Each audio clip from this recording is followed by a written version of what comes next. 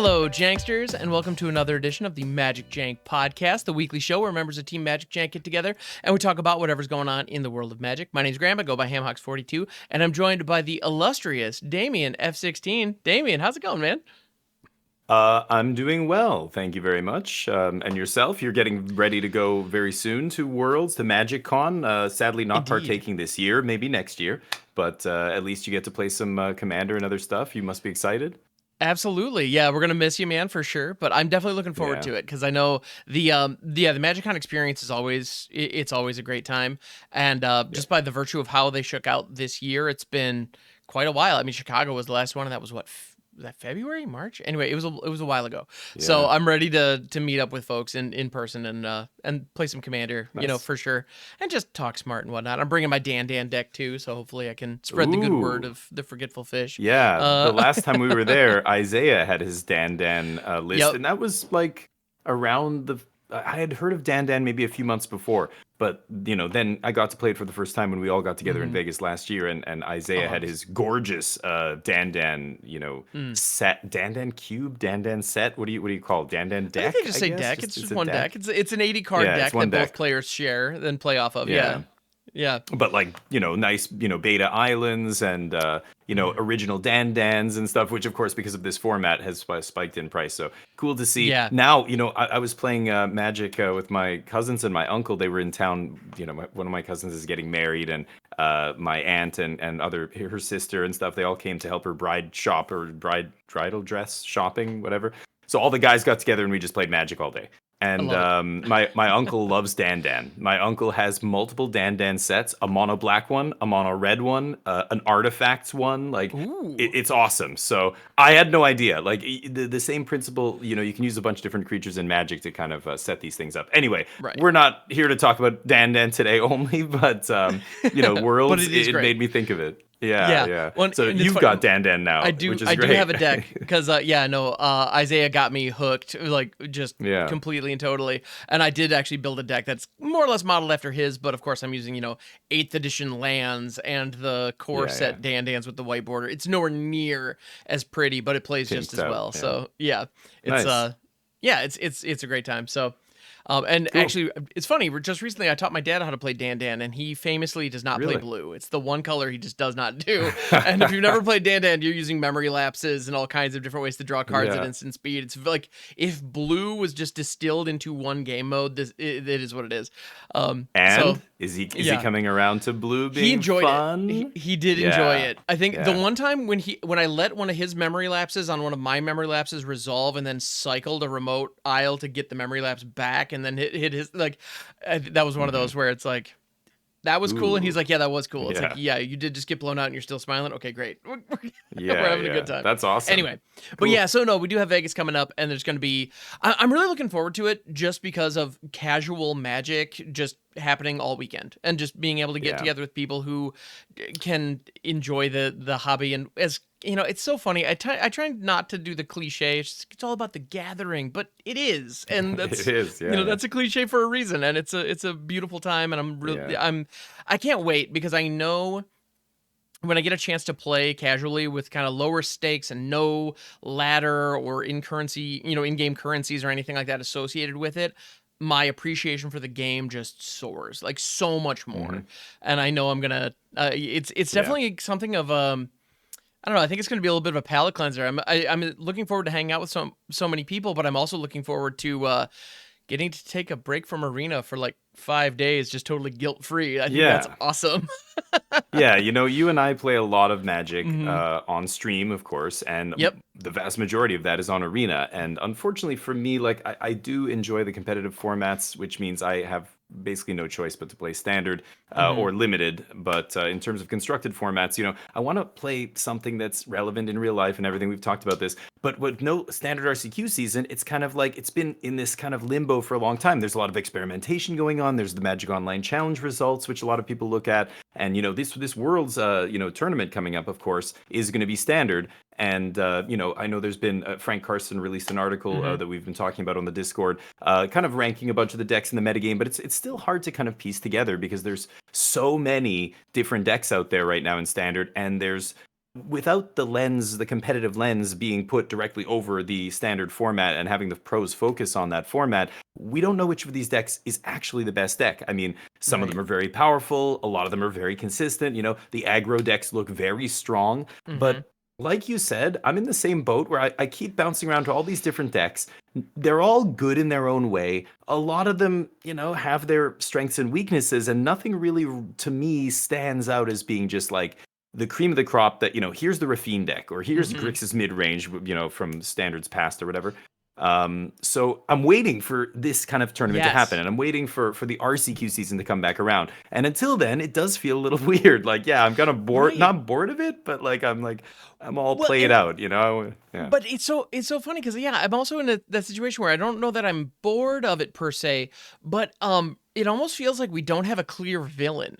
There have been although you could argue that the red Leyline, the Leyline of Resonance decks, maybe. I know best of one players definitely best of one is a different story. That is what it is. But best of three standard, there's kind of this question of like, well, what's the villain? There was a time when it's like, okay, if you're building whatever deck you want to jam with, whatever deck you want to climb the ladder with, you got to be able to beat Domain, or you got to be able to beat Esper Legends, or you got to be able to beat Rafine, whatever those things were. Like, you just knew, okay, I need to have a game plan against this. But I've built decks now where I've had a game plan that was fully designed to be able to cleanly handle, those Leyline of Resonance aggro decks, and then I'll play for 4 hours and I won't see one of them.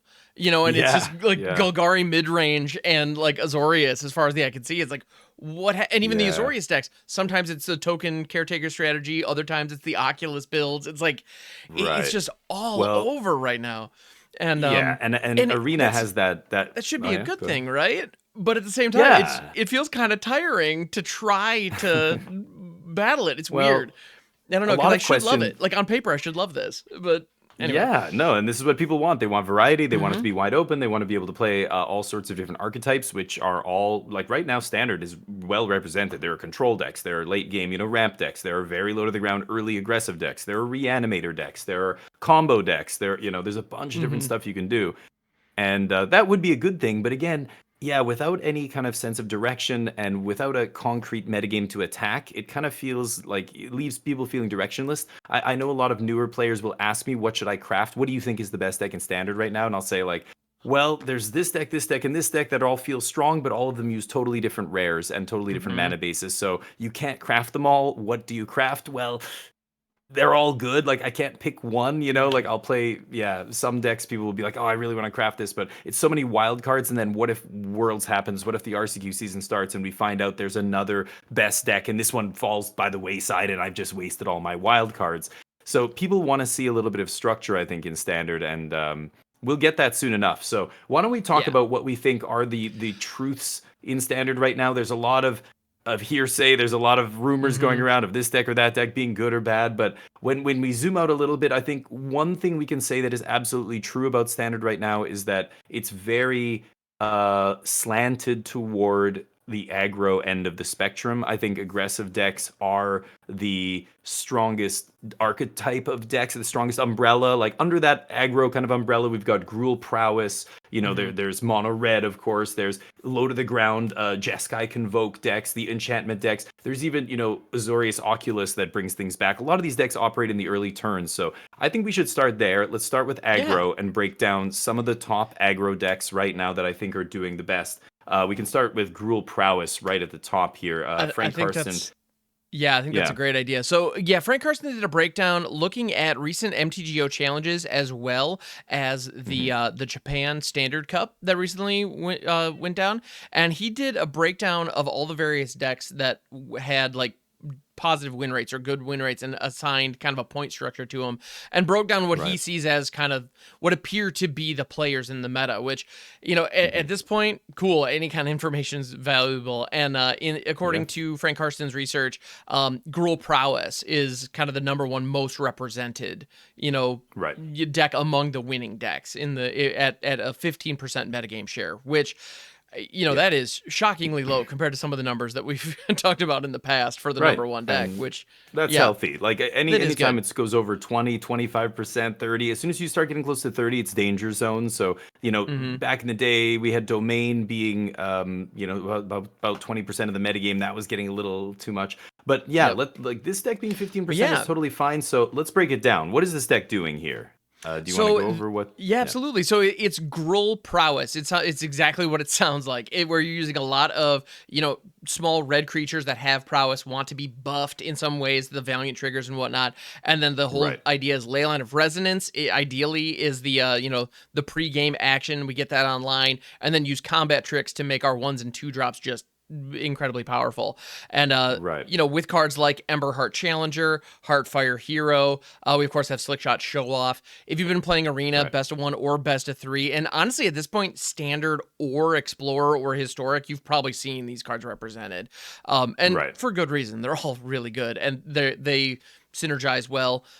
It's also not, it's also a relatively decent budget deck. Not that that's necessarily a concern for these tournaments, but it's it's well represented. And so here we have a deck using Monastery Swiftspear, Heartfire Hero, Cacophony Scamp, which can enable the turn 2 kill shot. Because if you can get a Leyline Resonance on 1, turn 1 Heartfire Hero or Cacophony Scamp into a into a turn 2 Monstrous Rage or turn Inside Out of combat tricks. It can get really scary really fast. So this deck, to be honest, this isn't a Gruul deck, right? It's mono red. This is a mono red deck, basically just splashing green for Snakeskin Veil. So it is almost like a mono red combo deck. You're playing all red creatures, all red spells, and just touching green just to give you that protection. And if you've ever played against the Snakeskin Veil, that turn where they have it and you've got to try and kill something, and they have the Snakeskin. It's pretty frustrating. They only play a couple in the main deck, so this is very much a combo deck. It almost feels like Charbelcher to me, where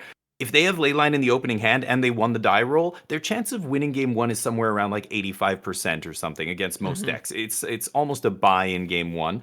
But because you're playing Line of Residence in this aggro deck, it's only got 20 lands. You're rarely getting to like 4 or 5 mana.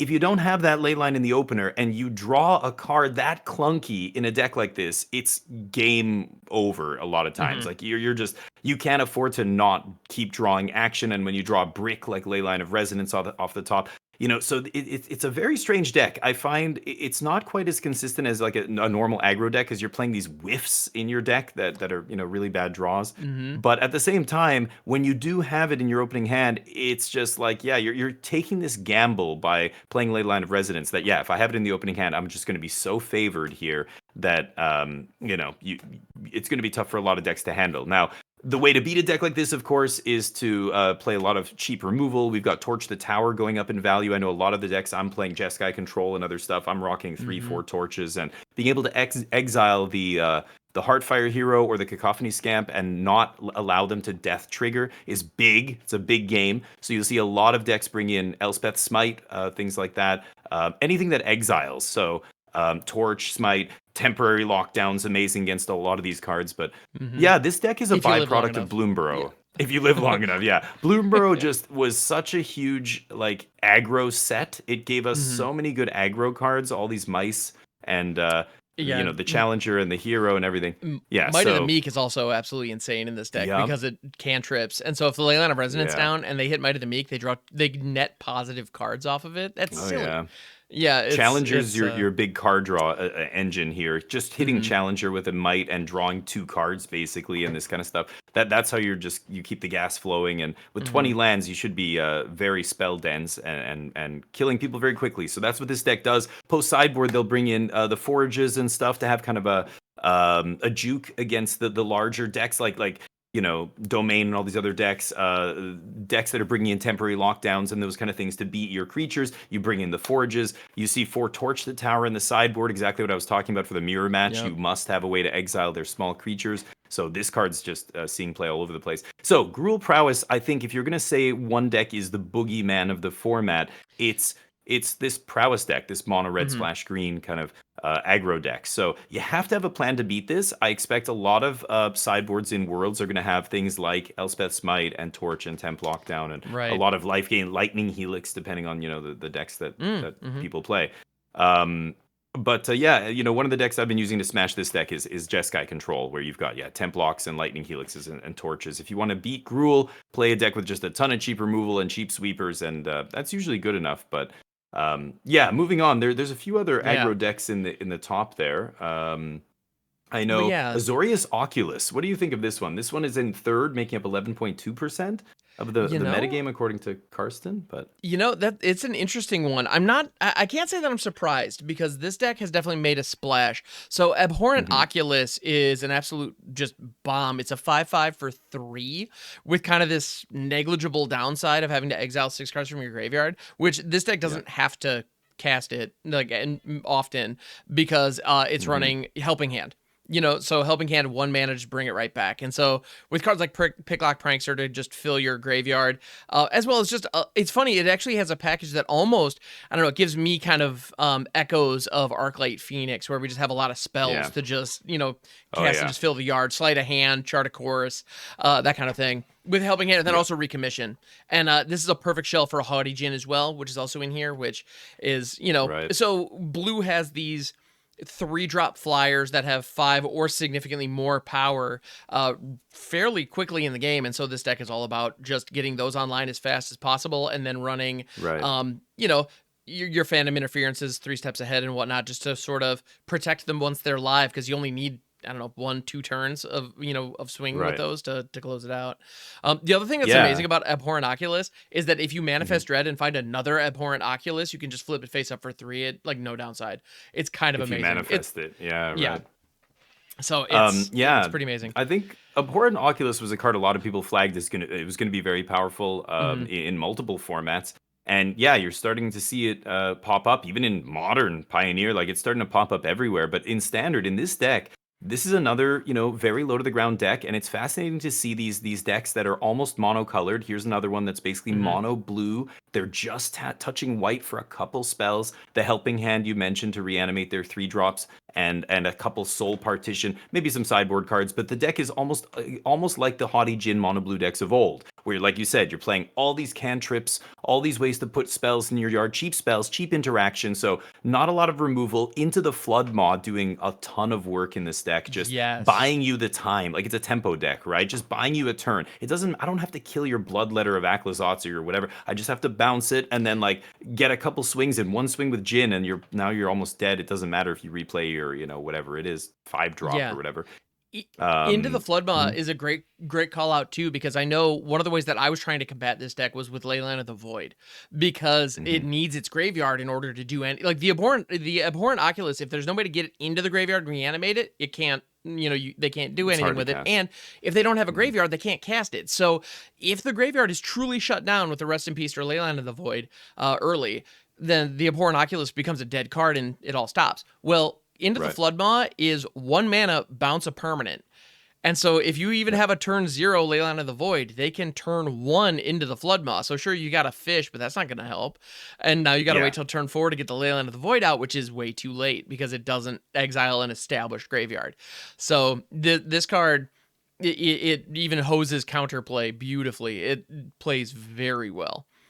Yeah, I really love it. It's such a good tempo card, and it's just perfect in this deck. Again, we're in the aggro end of the spectrum here. Gruul Prowess, a 20 land deck, and this is no different. 20 lands in this deck. You're using a lot of these cantrips like Moment of Truth and Sleight of Hand and Chart of Course, all these cheap, 1 and 2 mana card Hmm. draw spells to find lands, to put things in the yard. Like Moment of Truth is clutch in this deck. Just Yeah. finding you that land or whatever you need, putting that 3 drop in the yard to Helping Hand, and putting some other irrelevant card on the bottom. It's very nice. It's almost, I don't want to call it expressive iteration, but in some games it almost feels like that in this deck. It's weird. You don't get to cast the spell for free, but putting an Oculus in the yard just to reanimate it for 1 mana almost feels like you're doing something really broken there. So the weird thing about this deck that I thought was kind of a non-bow, there's some friction between Haughty Djinn and Oculus. Oculus, if you Hmm. don't Helping Hand it and you do, because you can fill your yard pretty quickly, and you can play the Oculus by exiling, 6 spells from your yard, but then that weakens the Djinn, which, I played this deck a little bit and I ran into that a couple times and I was like, it feels weird. Like again, like this deck is very powerful, but I think it needs some polishing or something still. I don't know what it is. It feels like there's things that run up against each other in it that are frustrating. But But a That's a very fine powerful call out. deck. Yeah, no, that's a Yeah. really good call out. And one of the things I've noticed in times when I haven't played with this yet, but I've played against it plenty of times because it has definitely been making the rounds on the ladder. And I have found that usually I get beat down by an Oculus or a Jin. Rarely is it both for that exact reason. Right. And yeah, there may be I don't have I'm not privy to their hand, so I don't know how is the eye getting stuck in their hand and they don't want to cast it up because they have a big Jin that I'm having a tough time dealing with. I don't know. I wouldn't be surprised if that's been happening.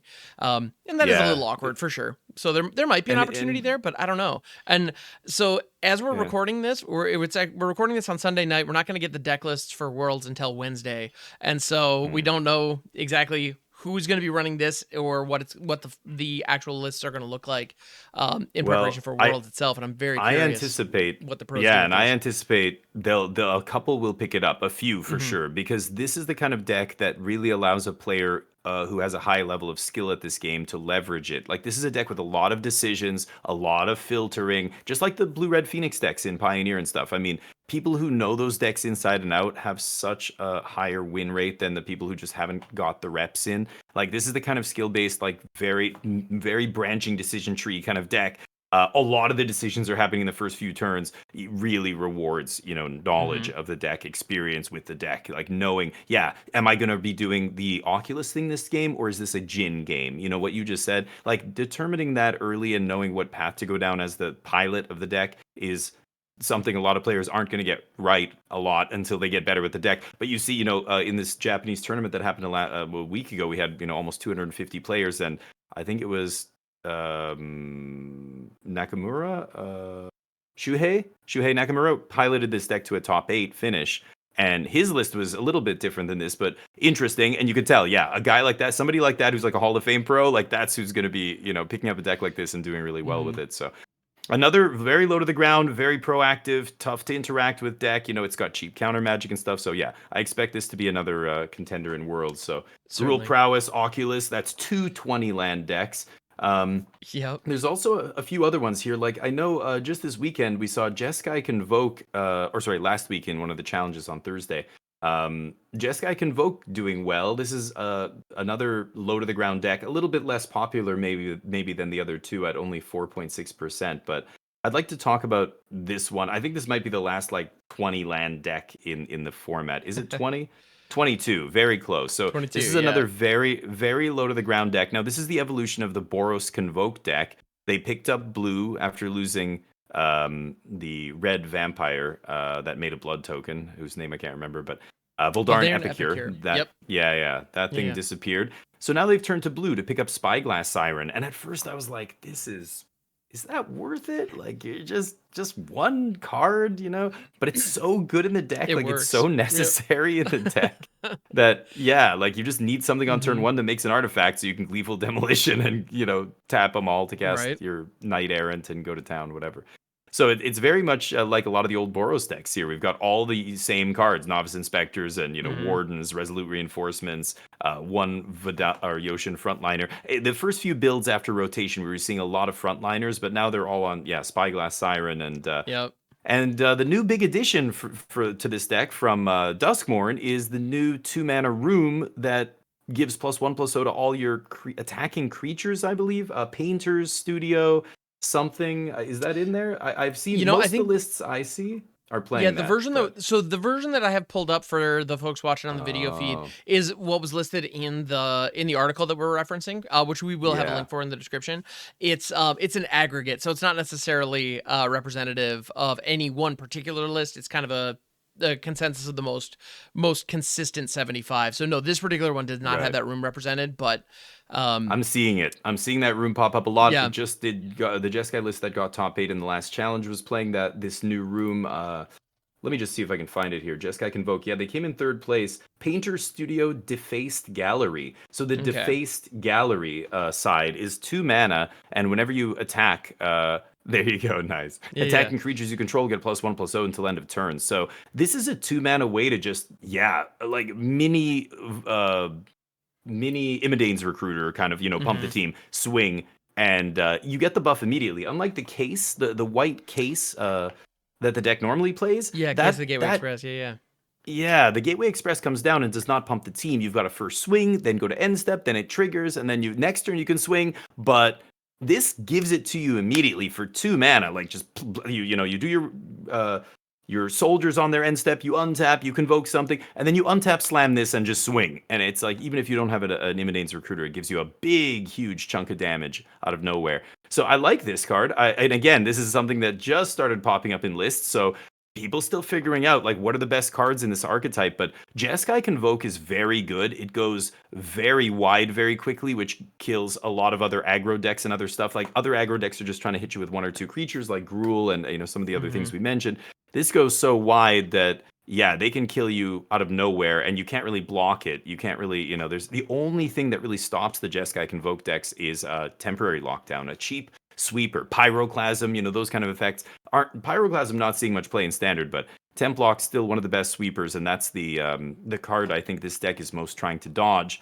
But a very powerful deck, still very good, and yeah, we'll see. I wouldn't be surprised to see the pros pick this up too, as opposed to the other 2 that we mentioned. But yeah, it could be an interesting metagame call though, because all of a sudden your torch the towers, your cut downs, the tools that you use to beat the prowess. Yeah, to your point, it just isn't as good in this matchup. Yeah, and so they shrug it off. Yeah, exactly. So as more more of those focused, combat trick heavy prowess decks become popular, even though this deck maybe isn't as explosive as those, it might all of a sudden become just good because people aren't gunning for it. Which is that's great. It's powerful, it's fast, it's got a good sideboard. You've got a bunch of counter spells, protect the negotiators coming in against the decks that are trying to sweep you. So just having a good board and then just sitting back on a counter spell after you've made a few tokens and you just start crunching in there, it's very easy to do and it's very hard to beat if you're the opposing players. So I think this deck's another great deck. So that's 3 decks that are kind of on the aggro side of the spectrum. Now, as we move toward the mid-range part of the spectrum, you think that there would be, more... I would imagine there'd be a spike in mid-range decks. If aggro is so good, if most of the, metagame is kind of leaning aggro, mid-range should be good because mid-range can really beat up on aggro. They've got, bigger threats. They go bigger, faster. They're not slow to the point where they're going to get steamrolled. They've still got a bunch of early interaction and then their threats take over the game. So things like Golgari Midrange. I mean, this is the classic mid-range deck. This is the deck that has been rolling around standard for so long now, and it's sometimes tier 1. I think right after rotation, it was one of the best decks. You saw the talent, Innkeeper's talent versions with Vraska trying to just combo you and stuff. Now they've moved away from a lot of that. This list is an aggregate list of Golgari again, but you see, all the... Yeah, I think that's a very important thing to note with the one that we're working off of here, simply because the Golgari midrange list, there are so many potential cards that you could include in this deck. I mean, you could build it, if you had 10 people build their ideal 75, you're going to get 9 different decks, if not 10 different decks. And that's great. But as a result, so many choices. They're spoiled for choices. Like there are so many good 3-drops you can play. Some like Gix and Glissa and Sentinel of the Nameless City and Preacher of the Schism, and there's so many good options. Liliana, of course. It's like 3 and 4. They really have a glut of just playables. So figuring out what is the optimal configuration, what do I want, because some of these are better against certain archetypes, some of them are better against others, but a lot of them now you see playing just big threats, big individual hard to deal with threats that don't get swept by things like lockdown. They don't die to cut downs and stuff like that. You're having to use premium removal to kill them, stuff like Sentinel of the Nameless City with 4 toughness, Archfiend of the Dross with 6/6. That 6/6 body is so large. It's you just have to have a Get Lost or a Go for the Throat. You have to have a premium removal spell, otherwise it kills you very quickly. Frillback, you see these decks playing Frillback in the main and Terra Sunder as a way to deal with the other Caretaker's talent decks that are playing a lot of enchantments that can really snowball and go over the top of this deck. But that's actually fine. Like Frillback, I think, is actually the best sideboard card in Standard. It's so good that you can play a main deck copy and it's fine because you'll have game against every... Like, there's always going to be targets. There's always going to be something you can hit, whether it's, the graveyard against graveyard decks, or enchantments and artifacts against other decks, or even just life against aggro. So you're seeing this even sneak into the main is kind of interesting. But yeah, it's cool to see this deck evolve. I think the latest pickup was Unholy Annex / Ritual Chamber. And the power of this super powered Phyrexian Arena that lets you draw a card every turn, but if you have a demon, they get drained for 2, like they lose 2, you gain 2, and draw a card, is so good that these decks have warped toward this like demon creature base. I see Golgari decks running a bunch of Archfiend of the Dross. I see some even playing Bloodletter of Aklizots is a great card with Unholy Annex. Those versions often play Slasher, the Relentless Slasher, or whatever he's called. Unstoppable Slasher, yeah. Unstoppable Slasher. Yeah, well, because you've got the Bloodletter. That's the combo. Might as well, yeah. Exactly. Like, you might as well, right? And I mean, you're talking about good 3-drops. That thing is an 11/3 creature for 3 mana. Like, that's how you have to think about it. It's an 11 power creature for 3, because it hits you, and then you lose 9, and you've lost you go down to like 9 life, basically, from 20. So, like, getting to play an 11/3 creature that doesn't die, and that, if you have another 4-drop in play, just instantly kills them, like, it's silly. So they have so many good threats. Again, it comes back to, like, how do you want to build this? Do you lean into the Unholy Annex version? Then you're probably playing more demons. Then you're probably priced into playing Slasher. Other versions are going in a different direction with that. They're playing less. Annex is probably just good enough to see play as 1 or 2 of no matter what, right? It's so good. Have you played with this card? It's so ridiculous. I haven't actually. Funnily enough, I haven't. I've gone up against it plenty, and every time it hits the board, I brace for impact, because the value adds up really fast. And I mean, the other side, the Ritual Chamber, at any point for 5 mana, it just spots you a 6/6 flyer. I I mean, and it is the type that. And then I have to kill it. Right. And I'm 2 for 1. Another threat. And it's yet another threat. It's crazy. It's wild. Very good card. Yeah, really pushed. So that card's great, and that card's causing the Golgari archetype to warp a little bit. And again, here we are back to what we said earlier, where the format's kind of in flux. We don't know what is the optimal build of this archetype. We don't know, and it's going to be interesting to see what the pros do. That the foundation is so solid here that this is a tier 1 deck. It just depends on how you configure it. If it's built properly and predicts, the metagame and kind of what threats it wants to play to line up best against what the removal that you're expecting other people to bring, then this isn't, easy tier 1 deck that can take down a huge tournament, that could take down Worlds. But it's a mid-range deck. It's a deck that, like, you just play your cards, and they are very powerful, so you hope they're good enough. Oftentimes they are, but it's unlike the blue-white Azorius Oculus deck. There's not a ton of play to this deck. You just play your cards. I mean, obviously it's Magic. You still have to play well. You have to, Deep Cavern Bat, take the right thing, and, all this. But really, all these cards are so individually powerful. You just play your cards and try and attack, and try and let your cards do the things that the words on them say that you're supposed to do. Right. Try and hit them with Slasher. Try and flip. Have a demon in play with Annex, and then just sit there and let it do its thing, and you don't have to do anything else. It just kills them.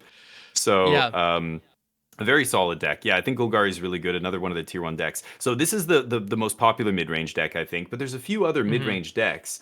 They call it Dimir Midrange. This is another holdover, like Golgari Midrange. These are decks that saw play pre-rotation, right?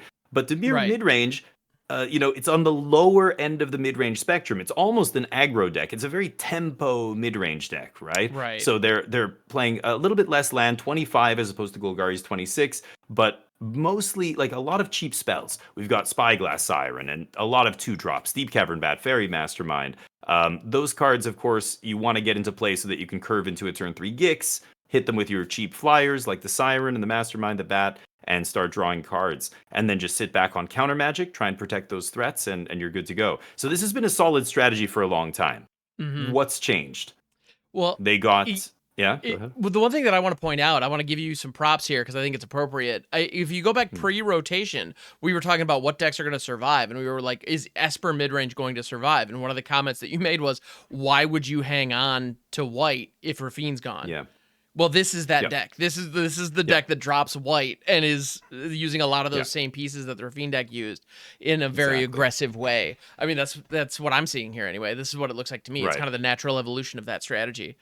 Yeah. And it plays in the same way. You want it to get Rafine in play, and then you want it to sit back on your Urtai, you're 3 steps ahead, you're whatever, no more lies at that time, you're playing white, Right. but you're protecting the queen now, that's the plan. It's like Delver, like this kind of aggro tempo, or it's like, again, they call it mid-range because it's so close to aggro, but it's like a tempo mid-range deck. And when we talk about tempo, for those who don't know, who are listening, we're talking about board presence and being able to interact with the board, your opponent's board, for less mana than they are spending. And if I'm able to spend less mana and still interact with their stuff one for one, then I should be able to play more spells, and I'll eventually play more spells with the same amount of mana as them, and pull away from them and out-tempo them, basically. I'm doing more each turn with my mana than them. I'm playing more spells. That's what tempo is. So, yeah, playing these cheap threats and then just sitting back and protecting like a Gix or a single Preacher of the Schism or a single, Enduring Curiosity is the new addition to the deck that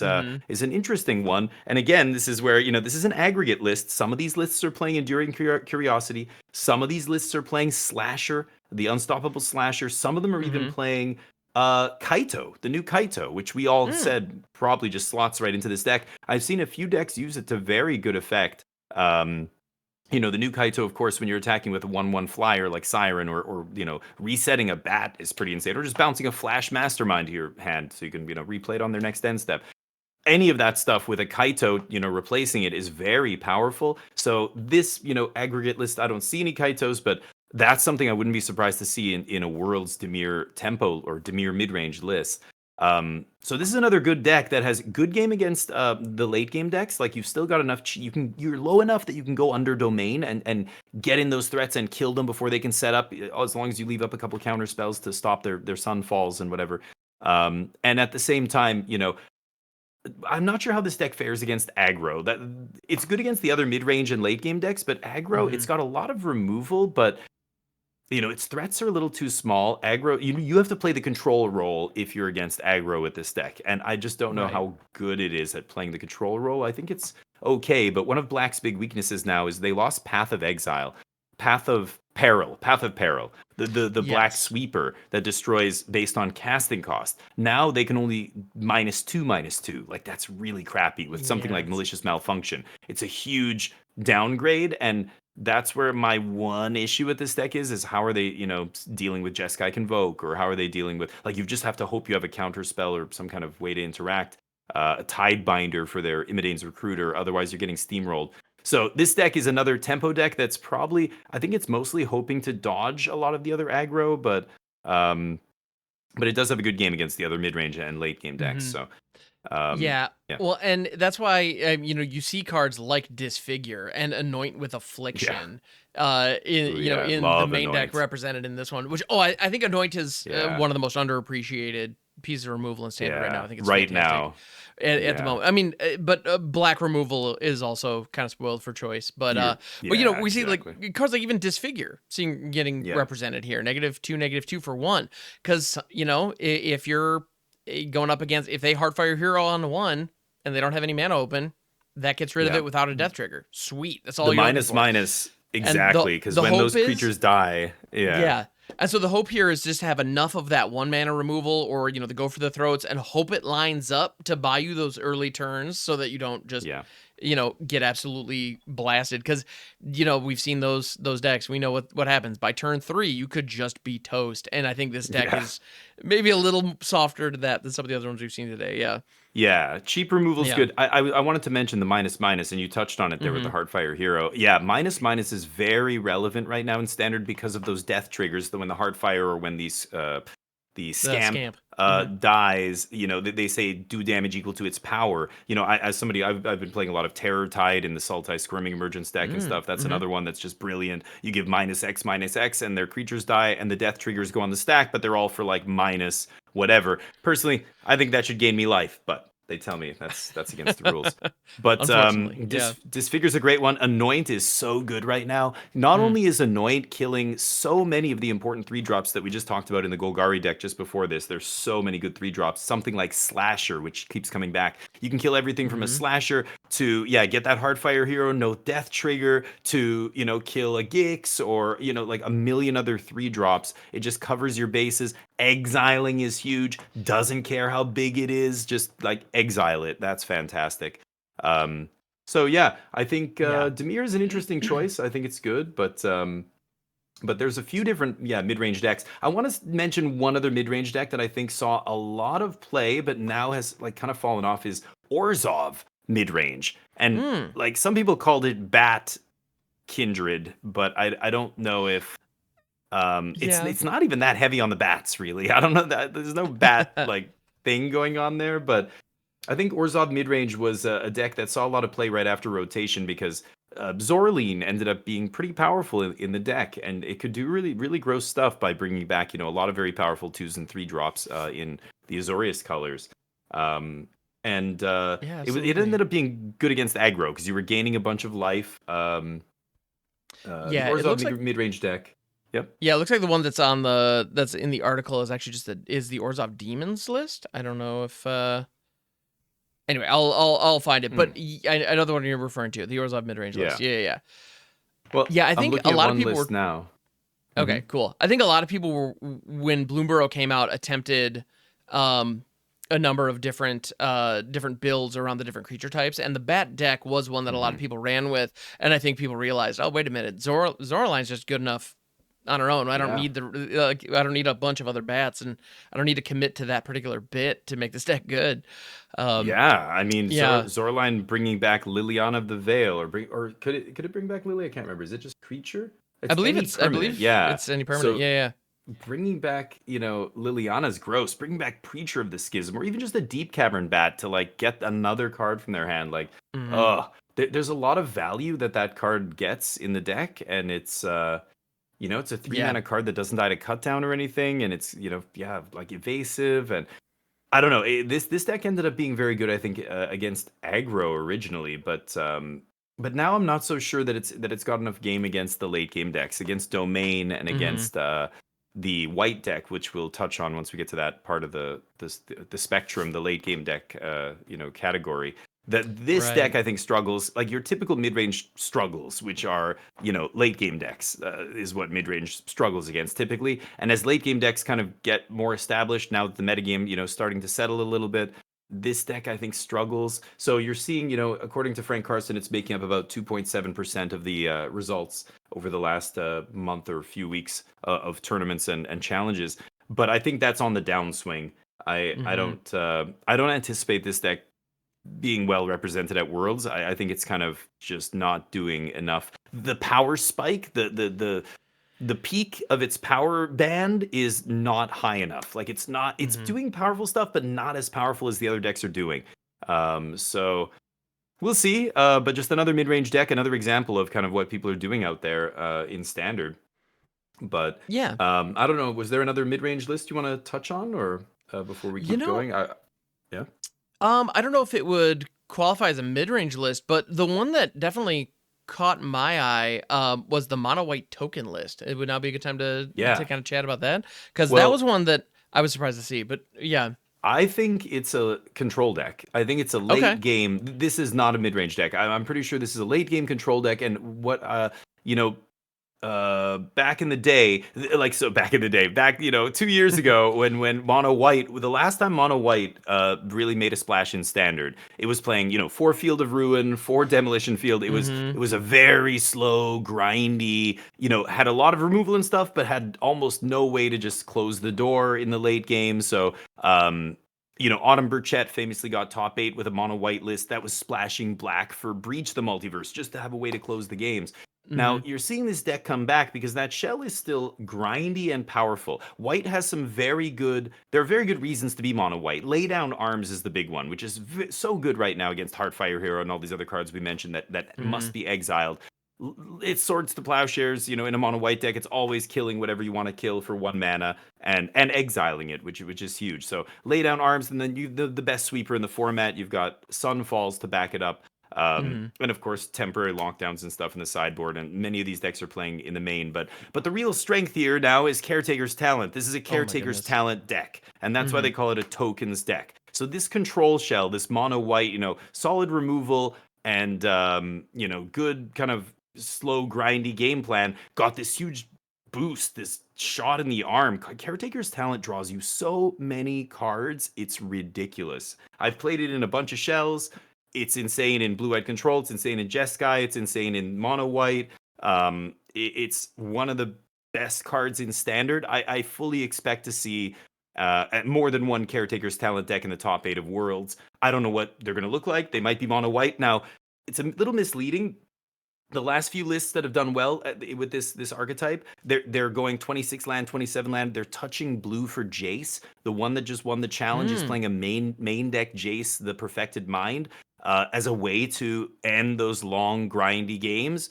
You're seeing, basically like the mono blue, Jin deck that's just touching white, like the mono red deck that's just touching green for Snakeskin Veil. This deck is basically mono white, and now it's starting to just touch blue. Sometimes it'll touch red, but I see now some of the lists that are like, you see the direction the deck is heading. They're going more blue. I think in response to Domain kind of picking up steam. The other late game deck we'll talk about after this.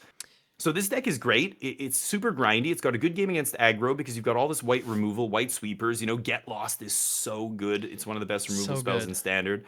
Just hitting enchantments, hitting everything. And then you're just drawing a ton of cards with Caretaker's Talent and killing them with either tokens. Like Caretaker's Talent is your card draw, and then it just like turns all your tokens into lethal in 2 turns. Like it's so easy to turn the corner and go from, okay, I'm stable, power up this Caretaker's Talent level 3, swing for 10, you're dead. Like that's it.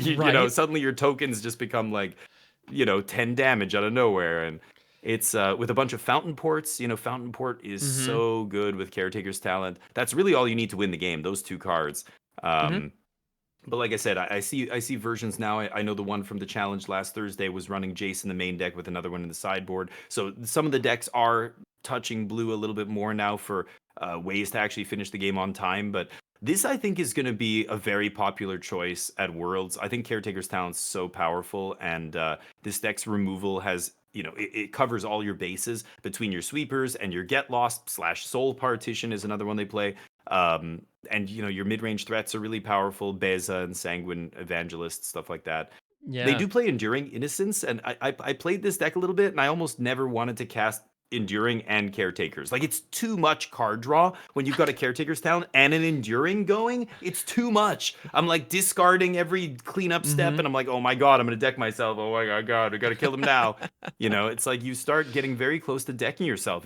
You end up sandbagging Caretaker's Talent number 2, number 3. Like, they're just you discard them because you just don't even need all this card draw. So, a very powerful deck. I think it's definitely going to see play. And because, again, you're mono white, it lets you just, like, touch whatever color you want. You want to be blue? Okay, we can be blue and be better against Domain. We can touch black and be better against, some mid-range. We can touch red and play Urabrask's Forge out of the sideboard. Like, that mono white shell, you just get to touch whatever color you want as your second color, put in a couple dual lands, and then tweak your sideboard or whatever to beat the metagame you want to beat, right? So it's a really flexible, versatile kind of shell, and you can touch whatever second color you want and plug whatever hole you want, that for that weekend or whatever, that tournament you're going to. Right. So yeah, I really like it. Yeah. Yeah, I know this deck was a Boros deck for a minute, and it seems like people realize, like, yeah, the Urabrask Forge Caretaker's Talent is a powerful setup, but I don't even need the Urabrask Forge, because I've definitely played with those decks, and I realized by the time the Urabrask Forge token is hitting, I've usually already triggered Caretaker's Talent off of something else, Right. And so or I will post combat, so it just isn't necessary. Honestly, Caretaker's Talent and Sunfall, being able to run 4 Sunfalls, 4 Caretakers, you're gonna be fine. Yeah, it's nuts. Yeah. So I really like the mono white deck, but this is a slow deck. They call it you could call it a mid-range deck, but I really it's feel probably it more plays, control.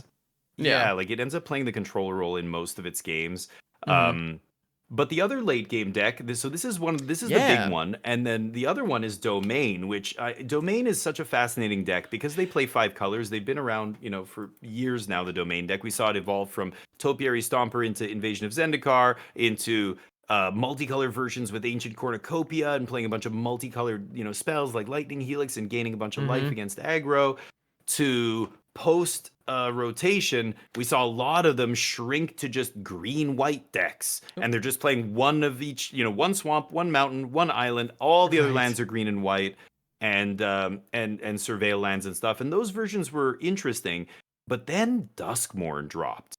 Wow. Getting Overlord of the Hauntwoods for this deck, it's like that card was tailor-made for this deck. It's such a ridiculous curve going turn 2 up the Beanstalk into turn 3 Overlord. Draw a card, ramp, full Domain on turn 3. Now I can untap and start, casting a bunch of stuff. So there's a bunch of ways to build this deck. Last week in the challenge, a Naya version got top 8 where they were playing 12 overlords. You're seeing people start to push harder and harder and harder into the overlords. I'm seeing, 4 green the green overlords a mandatory 4 of. 100%. But after that, people are playing the white overlord. They're playing the red overlord of the boiler bilges. Some of the versions like this Frank Carson version pulled I guess a couple. Oh no, there's no blue. Okay, I've even seen people playing the blue overlord, which I think is silly, but yeah. But yeah, the green and the white one are great. And now I'm seeing the red one pop up. The red one in a shell where you can play Doppelgang can just win the game out of nowhere. Just copying a bunch of the red ones, and that's it. That's lethal. It just puts like 16, 20 damage on the battlefield. That's it. But this, some versions are not playing Doppelgang, so you're still seeing a bunch of people, figure it out. I think the versions that are not touching any other colors, because once you have Overlord to give you full Domain, you don't need to play red mana, you don't need to play black mana, you don't need to play any of that stuff. It's basically a green white or a Naya shell that you're seeing. And a lot of the versions don't even play Atraxa anymore. The one that just did well in the challenge isn't even playing Atraxa. It's playing the Overlords instead, because you're getting so many cards off up the Beanstalk. You don't even need to Atraxa to find cards to fill your hand. You just are drawing so many cards. You're eventually getting to the top end of just slam Doppelgang and win. I think that's how most of them are doing it. I see more and more Doppelgang seeing play.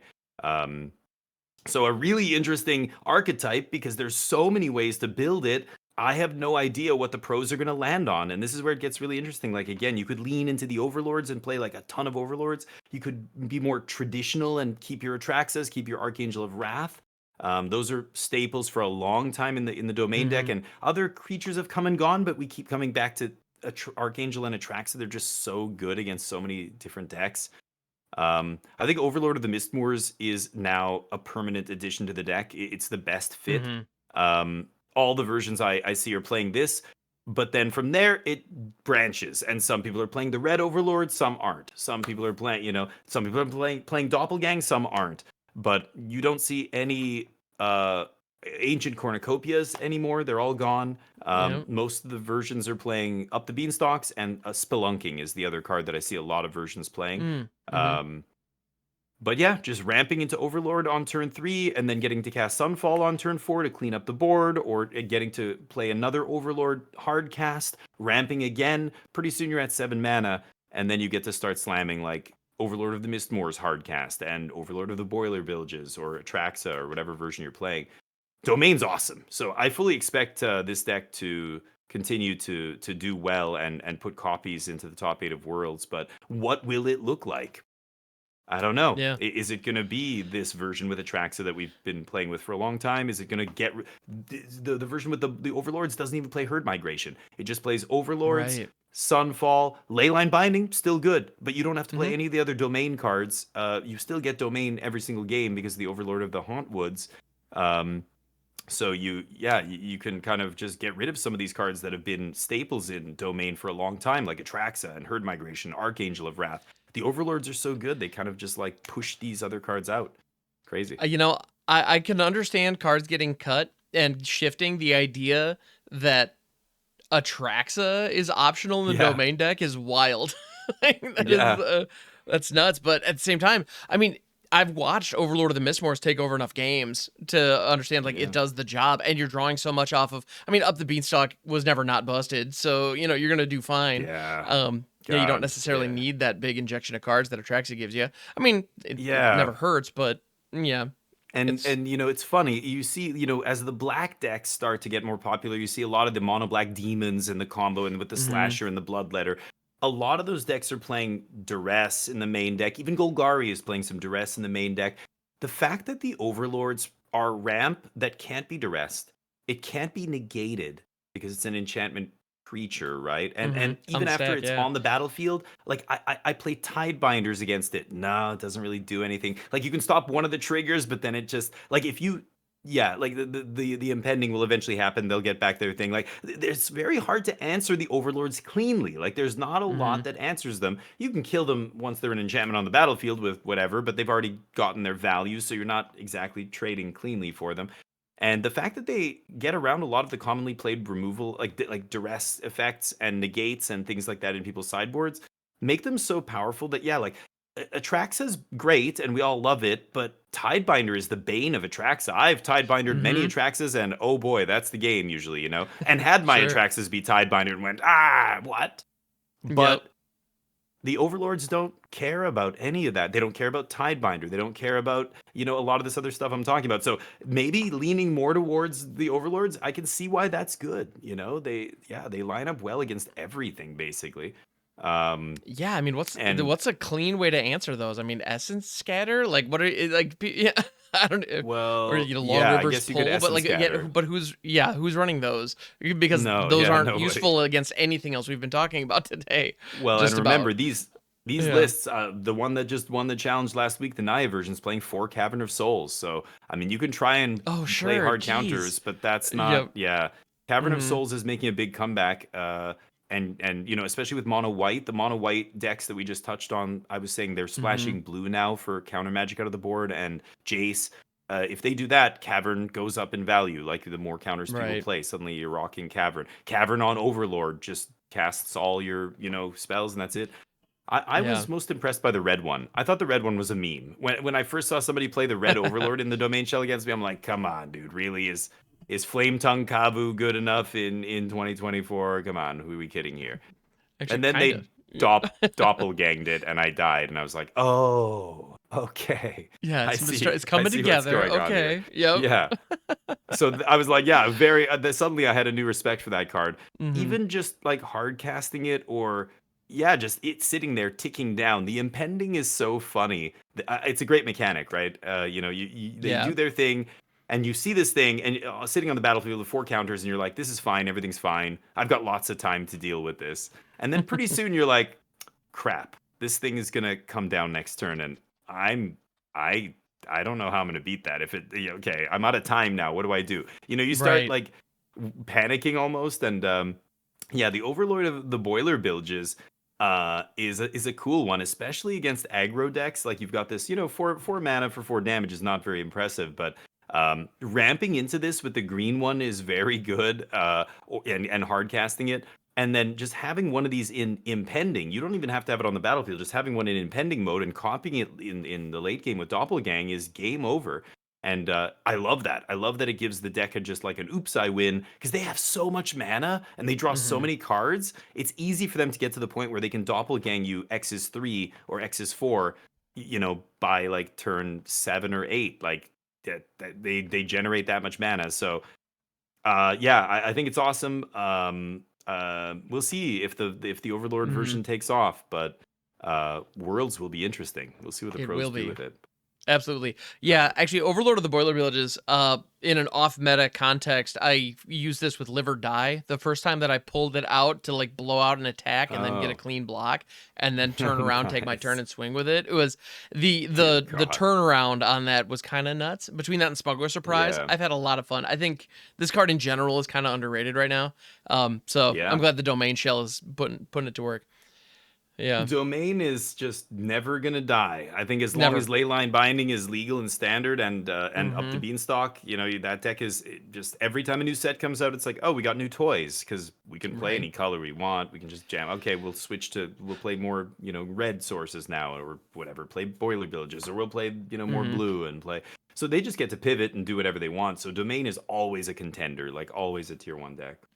Yep. But Yeah, and Hauntwoods, I yeah. mean, has just slotted in, and no matter what pivots, Oh no yeah. matter how they shift, that card's just going to be in the mix the whole time from now on. I have complete Yeah, faith. it's Yeah. the perfect 3-mana ramp card because we were searching for a good one. Topiary Stomper rotated. People were playing Mm-hmm. Cornucopia. People were playing, there was other stuff you could try there. Spelunking has always been in and out of the deck and been kind of mediocre for the most part, but then Mm-hmm. the Overlord. The Yeah. Overlord is just And exactly what it wants, right? The deck. 100%. And I mean, we've all seen the Niv Mizzet Supreme builds that were running on for a while Oh with the yeah, Cornucopia. Like, those had some yeah. interesting lines and seemed. I always liked Hmm. seeing those go off. They were interesting and splashy. It always felt a Hmm. little weaker than just the, Yeah, that green white main shell and go for value. yeah. But I And appreciated the thought. Yeah.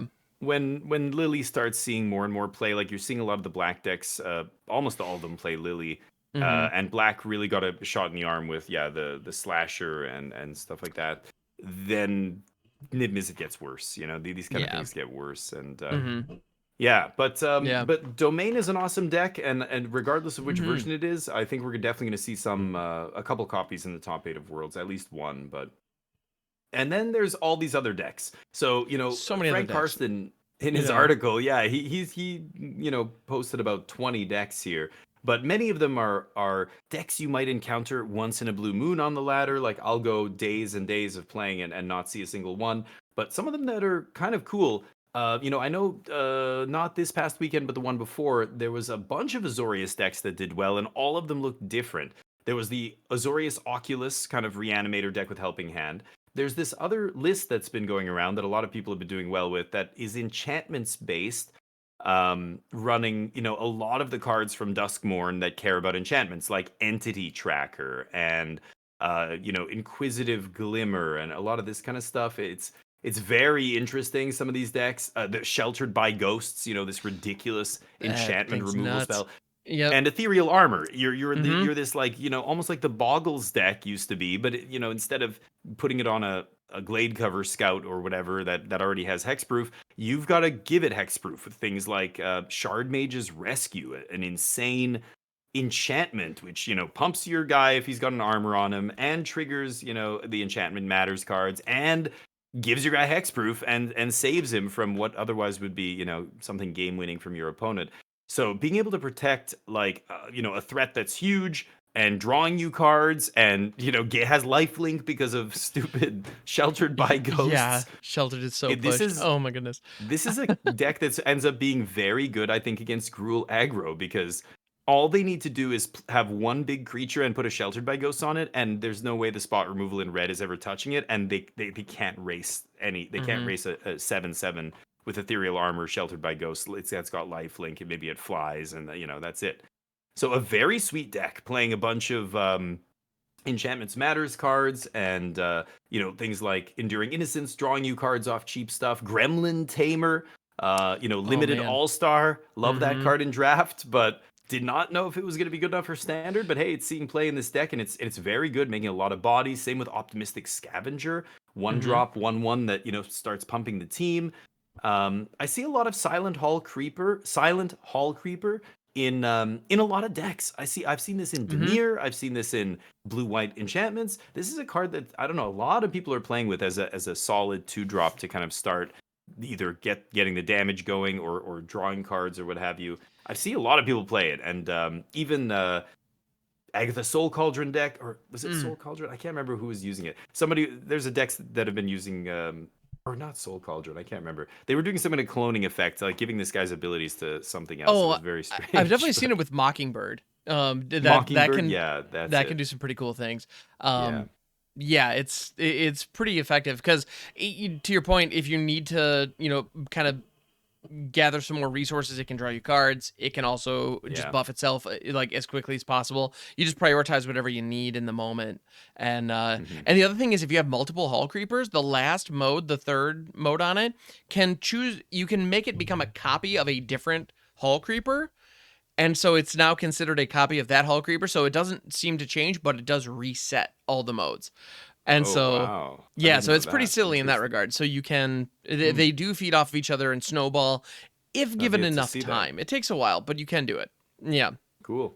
It gets silly. And this is another very low to the ground deck. Again, very proactive. I wouldn't call it an aggro deck, but it's almost certainly a very aggressive deck. It can come out of the gates and have a couple, 1-drop into 2-drop into ethereal armor. Suddenly I'm swinging for 6-7 damage on turn 3. Very aggressive starts. It's got 22 land, sometimes 23. So very low to the ground, spell dense, a lot of cheap interactive plays that either stymie your removal spells or just put more creatures on the battlefield. Everything draws you a card if you have, Enduring Innocence or something in play. So very powerful deck. Another deck that might see play again if the metagame is right, if the pros say, you know what?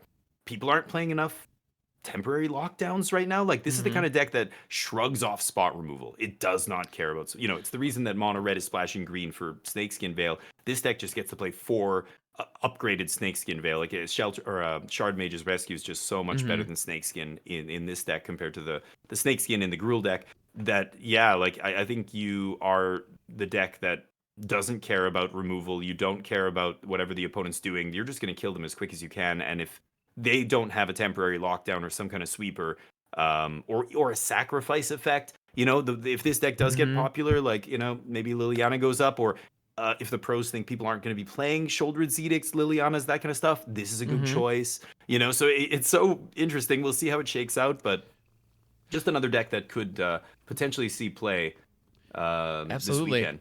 Well, and that's another reason why Gremlin Tamer is so darn good in this matchup, because Gremlin Tamer completely offsets Liliana. If you're pumping out 1/1 tokens, I mean, Sheoldred's Edict is still a factor, but it's funny. I've definitely seen these decks get 4 or 5 creatures down, and so even the Edict, which is normally a way to, combat a Boggles deck, often doesn't work against this. It's kind of wild. That's right. It's very strong. So I will be shocked if this is not represented. I won't necessarily be shocked if it doesn't make it to the top 8, but I'm sure it's going to be competing. Yeah, it'll be there. And then there's a bunch of decks right after Bloomborough dropped, we saw a lot of Rakdos Lizards. Frank Carson has it way down at number 19, just 0.8% of the winner's metagame. But, it's another aggro deck. This is what I mean. There's so many aggro decks, but which one is the best one? I think Gruul has kind of become the consensus best aggro deck. So Rakdos Lizards, I don't know why you would play that over Gruul. It's got a little bit more hand disruption. You can pick apart your opponent's hand, better with the Lizards deck. So maybe it's better against slower decks. I don't even... Why not? Maybe it has an edge against domain or something like that. I don't know. But in Gruul Prowess versus Rakdos Lizards, I'm taking Gruul Prowess every time, because they can just close it so much faster. And I do think the Lizard deck is a good deck, but I think it's I don't know, it's almost in that same boat that we've kind of talked about, where for a number of these decks where it looks good, it's doing powerful things, but it kind of like that Orzhov deck specifically, can it keep up? I don't know. Is the juice worth the squeeze there? Is it worth playing Rakdos over the more probably linear, more streamlined Gruul or mono red deck, basically? It's interesting. Maybe not. I think they suffer from a lot of the same issues. Again, this deck, Rakdos Lizards gets hosed by temporary lockdown and a lot of cheap removal. So I don't know. I'm not a big fan. I think it's the weakest of the aggro choices, probably. But there's some other weird ones. The last one, or maybe second last one, I want to touch on, if that's okay. I don't know. Please. But, Simic Terror. So this is the one I wanted to bring up. So let's go. Yep. Okay, good. Yeah. If you were going to say it, I was. Of the Cookies deck, right? Remember the Cookies deck? So this is the deck that it's always been floating around tier 2. It's never quite been tier 1 in standard, but it would every once in a while like put up a result. Like I think it got top 8 at the Canadian RC back, I don't know, way back in February, March, whatever that was. And and then that's it. It didn't really do anything after that. And you'll see it on the ladder sometimes, but it was a low to the ground deck built around a bunch of cheap cards like the 1 mana green creature. Okay, I don't. Now a lot of these cards have changed, but it was a 1 mana dinosaur that grew every time you played an artifact. It would get a +1/+1 counter, and it would get bigger and bigger, and eventually it would get Death Touch if it had 3 or more counters. The Teething Wormlet was that one. Teething Wormlet. And then you had the Cookie, the Gingerbread Man guy, and and Agatha Soul Cauldron to give all the abilities. That was the old version of the deck. Now they've kind of morphed into this version of the deck, which has issued a lot of those cards, and now it's like a spells deck. It's almost like a mono blue haughty Djinn Tolarian Terror deck, but they're not playing Djinns. No. Yeah, it's all spells. What are they doing? Maybe you can break it down. Yeah, I'd be happy to break it down. So Tolarian Terror is the namesake of the deck. So, if it's on the stack and you get a chance, you have to counter it. That's just the rule. Because it's, the deck's named after it. And it's a 5/5 for 7 where it costs 1 less for each spell in your graveyard. So the idea is it has a whole bunch of spells that fill the graveyard to make the Tolarian Terror cheaper. And Eddie Mercrab is a new card from Bloomborough that's very similar, and it has the same cost reduction clause, but it does have a 2 blue requirement, but it also has flash, and then it comes in tapped if it's not your turn, but when it enters, you tap up to 2 creatures. So it can give you this kind of tempo swing, and it gives you a little bit of disruption, while putting a 5/5 on the board. And really the only reason this is a deck is because Up the Beanstalk is still in standard and it's broken with this kind of an effect. So the whole idea is you cast a bunch of spells, you fill your graveyard up, and then you just start vomiting Eddie Mercrab and Tolarian Terrors onto the board for 1 or 2 mana a pop, and you're drawing cards as you go. So you'll notice the deck, the one that we have here, is only running 16 lands. Because the curve kind of tops out at 2, if we're honest, and it's using cards like Analyze the Pollen, Brave the Wilds, Bushwhack, Sleight of Hand, Into the Floodmaw, which is one we talked about previously, Cash Grab, Get Out, like all these little 1 mana, 2 mana spells that can just put stuff in the graveyard. The other one that's actually putting up numbers in this deck that is surprisingly efficient, which is a card that I completely forgot about until I saw one of these players dome me with it, was This Town Ain't Big Enough, which is an instant for 5 from, Thunder Junction, as you would imagine from that name. It costs 3 less to cast if it targets a permanent you control. Return up to 2 target non-land permanents to their owner's hands. So the idea there is, and most importantly, it's a 5-drop. So it triggers up the Beanstalk. Yep. And you can use it to bounce one of your Eddie Mercrabs. You can use it to bounce, one of the Terrors just to recast it. Replay Beanstalk if you have to. Permanent. Yep. Anything. So, it's so you end up with 2 mana, bounce 2 things, including one of yours, and it triggers up the Beanstalk. So in a deck that doesn't have access to white, this is almost doing the Leyline Binding impression, but you're going for a more tempo play rather than hard removal. Right. Yeah. Another card that I have to call out as being very impressive in this deck is Storm Chaser's Talent. A lot of times with these decks, I would kill them by just killing their creatures, because the easiest way to beat the mono blue Djinn deck, which kind of did the same thing this deck is doing, it would play 8 threats, 4 Djinns, 4 Serpents, and that was it. You don't have to counter all their spells. You don't have to do it. You just have to kill their creatures, and if you can do that, they run out of creatures. They don't have a way to recur them. So this deck's kind of doing the same thing, 8 creatures. So the first time I played against it, that's what I did, and I pretty much killed, by halfway or late into the game, I had killed all of their threats, but they had 2 of these Storm Chasers talents out, and I ended up losing to them because they went to chapter 3, and again, their deck is just so spell dense with only 16 land.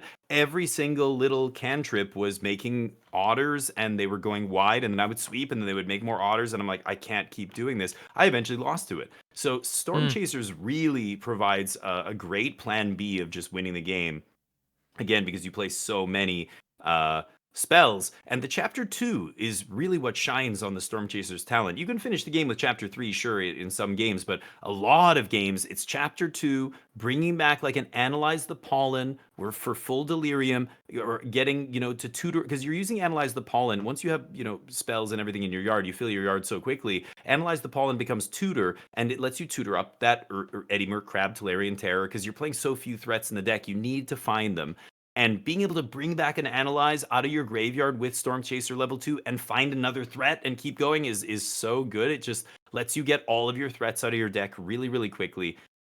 You said 16 land, but yeah, when you're playing 4 Analyze, 4 Bushwhack, that's 8 1-mana ways to get a land. So you really have like almost 24 land if you want to count 1-mana spells as a land. You just need to keep a 1-land hand with a forest, and you as long as you have a Bushwhack or Analyze, it's like you have 2 or 3 lands, right? So yeah, a very interesting deck, super low to the ground, very all in, very graveyard based. So you can really get hosed by graveyard hate, and that's why you see triple pick your poison in the sideboard to blow up those whatever it is, Rest in Pieces or Leyline of the Void or whatever is hosing you. Ghost Vacuum, the new hotness, the new graveyard hate piece that I see everybody playing. Because when you lose your graveyard, this deck starts to get worse and worse and worse and doesn't look that great. It is so funny what you mentioned though. Up the beanstalk. This, look at Domain. Every card in the deck triggers it. You're drawing a ton of cards. This deck, only 3 cards trigger it. 3 cards out of all your spells. Just your Eddie Merc, your Tolarian Terror, and this Town Aid Big Enough. That's it. But if you play against the deck, once they start casting those and then looping, with level 2 on Storm Chaser, bring back this Town Aid Big Enough. They put in like two beanstalks in play or something. Now they're really drawing a ton of cards, and it's really funny. You just don't even need that many cards to trigger it, because you eventually always find your creature, one of your 8 creatures, because you have analyzed the pollen to tutor them up. So it's like you have 12 copies of your creatures, and it ends up being an interesting deck. We'll see if this is the kind of deck that feels like a little bit too cute, like a little meme-y to me, that like I don't think this is going to be something you see in Worlds. But maybe. Yeah, I'd be surprised. But the other thing that I do want to call out, I mean, who knows, right? But one thing, just looking at it, I'm realizing, aside from the mana base, this is almost all uncommons. So if you want a fun, competitive, cheap deck on Arena, this is not a bad choice. Honestly, true. If you've opened a handful of packs, even if you haven't been crafting much, you probably already have most of these cards in your collection right now. Yeah. Anyway. Totally. Yeah. Kind of fun. So that's another interesting one. Yeah, the only other one I wanted to touch on, we kind of already touched on it when we talked about the bats and Golgari and stuff, was Mono Black Demons. This kind of deck that is really leaning into Annex, the Unholy Annex, and playing 4 Annex, 4 Bloodletter of Akhlazots, and 4 Unstoppable Slashers to try and create this kind of loop of, you can go Slasher into Bloodletter and try and kill them in one shot, or you can play, like I've lost to this deck before, where they just have an Archfiend of the Dross, and then they play Bloodletter, and Archfiend does 12 to you. Or they have 2 Unholy Annexes, and they play a Bloodletter, and then Bloodletter does 8 to me. Or because they trigger it twice, and then it doubles, and then you're just like, wow, they don't even have to attack me here. I'm just dead to the stupid Annexes. I'm getting drained out for 8 points every turn. Like, that's crazy. Anyway, Unholy Annex is so disgusting because it immediately recoups card advantage. Unlike Phyrexian Arena, where you have to wait till your next turn's upkeep, this is immediately the same turn you play it. You get that card back, then you make a demon. So I have a Get Lost in my hand, and I'm going, like, I feel like, do I kill this? Like, I should kill this, right? Or should I save it for one of their big demons? And then they get drained, instead of me. Should I? But maybe no. Even though they've gotten value off both halves of this, I still have to just kill it. Like, you still have to use resources to kill this stupid thing, even after it's gotten cards. And so you always feel like you're behind against it. It's very annoying. And Bloodletter just comes out of nowhere and turns it into "Oops, I kill you." Like, yeah, it's crazy. I love how you say that, because in reality, this deck is just all of the black stupid things. It's like, oh, that stupid thing. All right, that's stupid. Oh, it's that stupid thing. Like, it's just demons. They lead off with Deep Cavern Bat into an Unstoppable Slasher, into a Bloodletter of Akhlazots, or the Unholy Annex, and it's just everything they're doing is and honestly, the Unstoppable Slasher, Bloodletter of Akhlazots, I fully expected that combo to be a meme. I thought a bunch of people were going to try it. It was going to be lame. And because it just dies to removal. It's not that big of a deal, whatever. Even if you see it coming, though, there's going to be the one game where you don't have the removal. Yeah. It's just that simple. And that's why you're playing 3 Duress in the main. You see 3 Duress here. A lot of them are playing 2 or 3, plus Deep Cavern Bat. If you curve Duress into Bat, take their removal spells, and then slam a Slasher, Slasher's an 11 power 3 drop. Like that Yep. that already, this is why combo decks, you're right, there's a combo here with Slasher and Bloodletter, but Yeah, it's not a but combo deck that you need to no. like have the combo to win. Slasher is so good by itself that it doesn't matter if you don't combo. Just hitting them for 11 on turn 4 is usually such a big swing that that's enough, and then it's easy Yeah. to finish them from there. It's like it's elementary from there, right? Absolutely. So Well, and Bloodletter's good yeah, enough just to supercharge the other threats that are around it, whether the yeah, Slasher's there or not either. So like either yeah. it's a 2-card combo, and both combo pieces are good at progressing your game plan if the other isn't present. Yeah.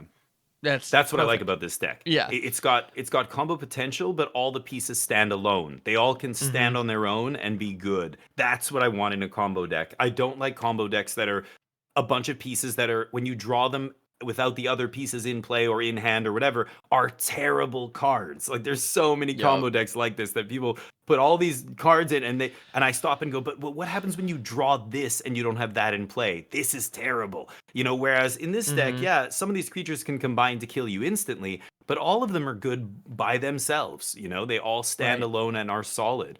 So yeah, this is an interesting deck, and I wouldn't be surprised if this is the kind of deck that is newer in the metagame and just starting to pick, because Unholy Annex is the card that I think people are quickly realizing is one of the most powerful cards in the set, and that's saying something. Duskmourn is very beefy, like the Overlords and everything Yes. else, but this is another one of those cards. You're seeing it in Pioneer now. You're seeing it, alongside Bandit, or not Bandit's Talent, Scavenger's Talent, or whatever, that ridiculous, enchantment. It's doing crazy things in Pioneer. We just saw in the RC that just happened.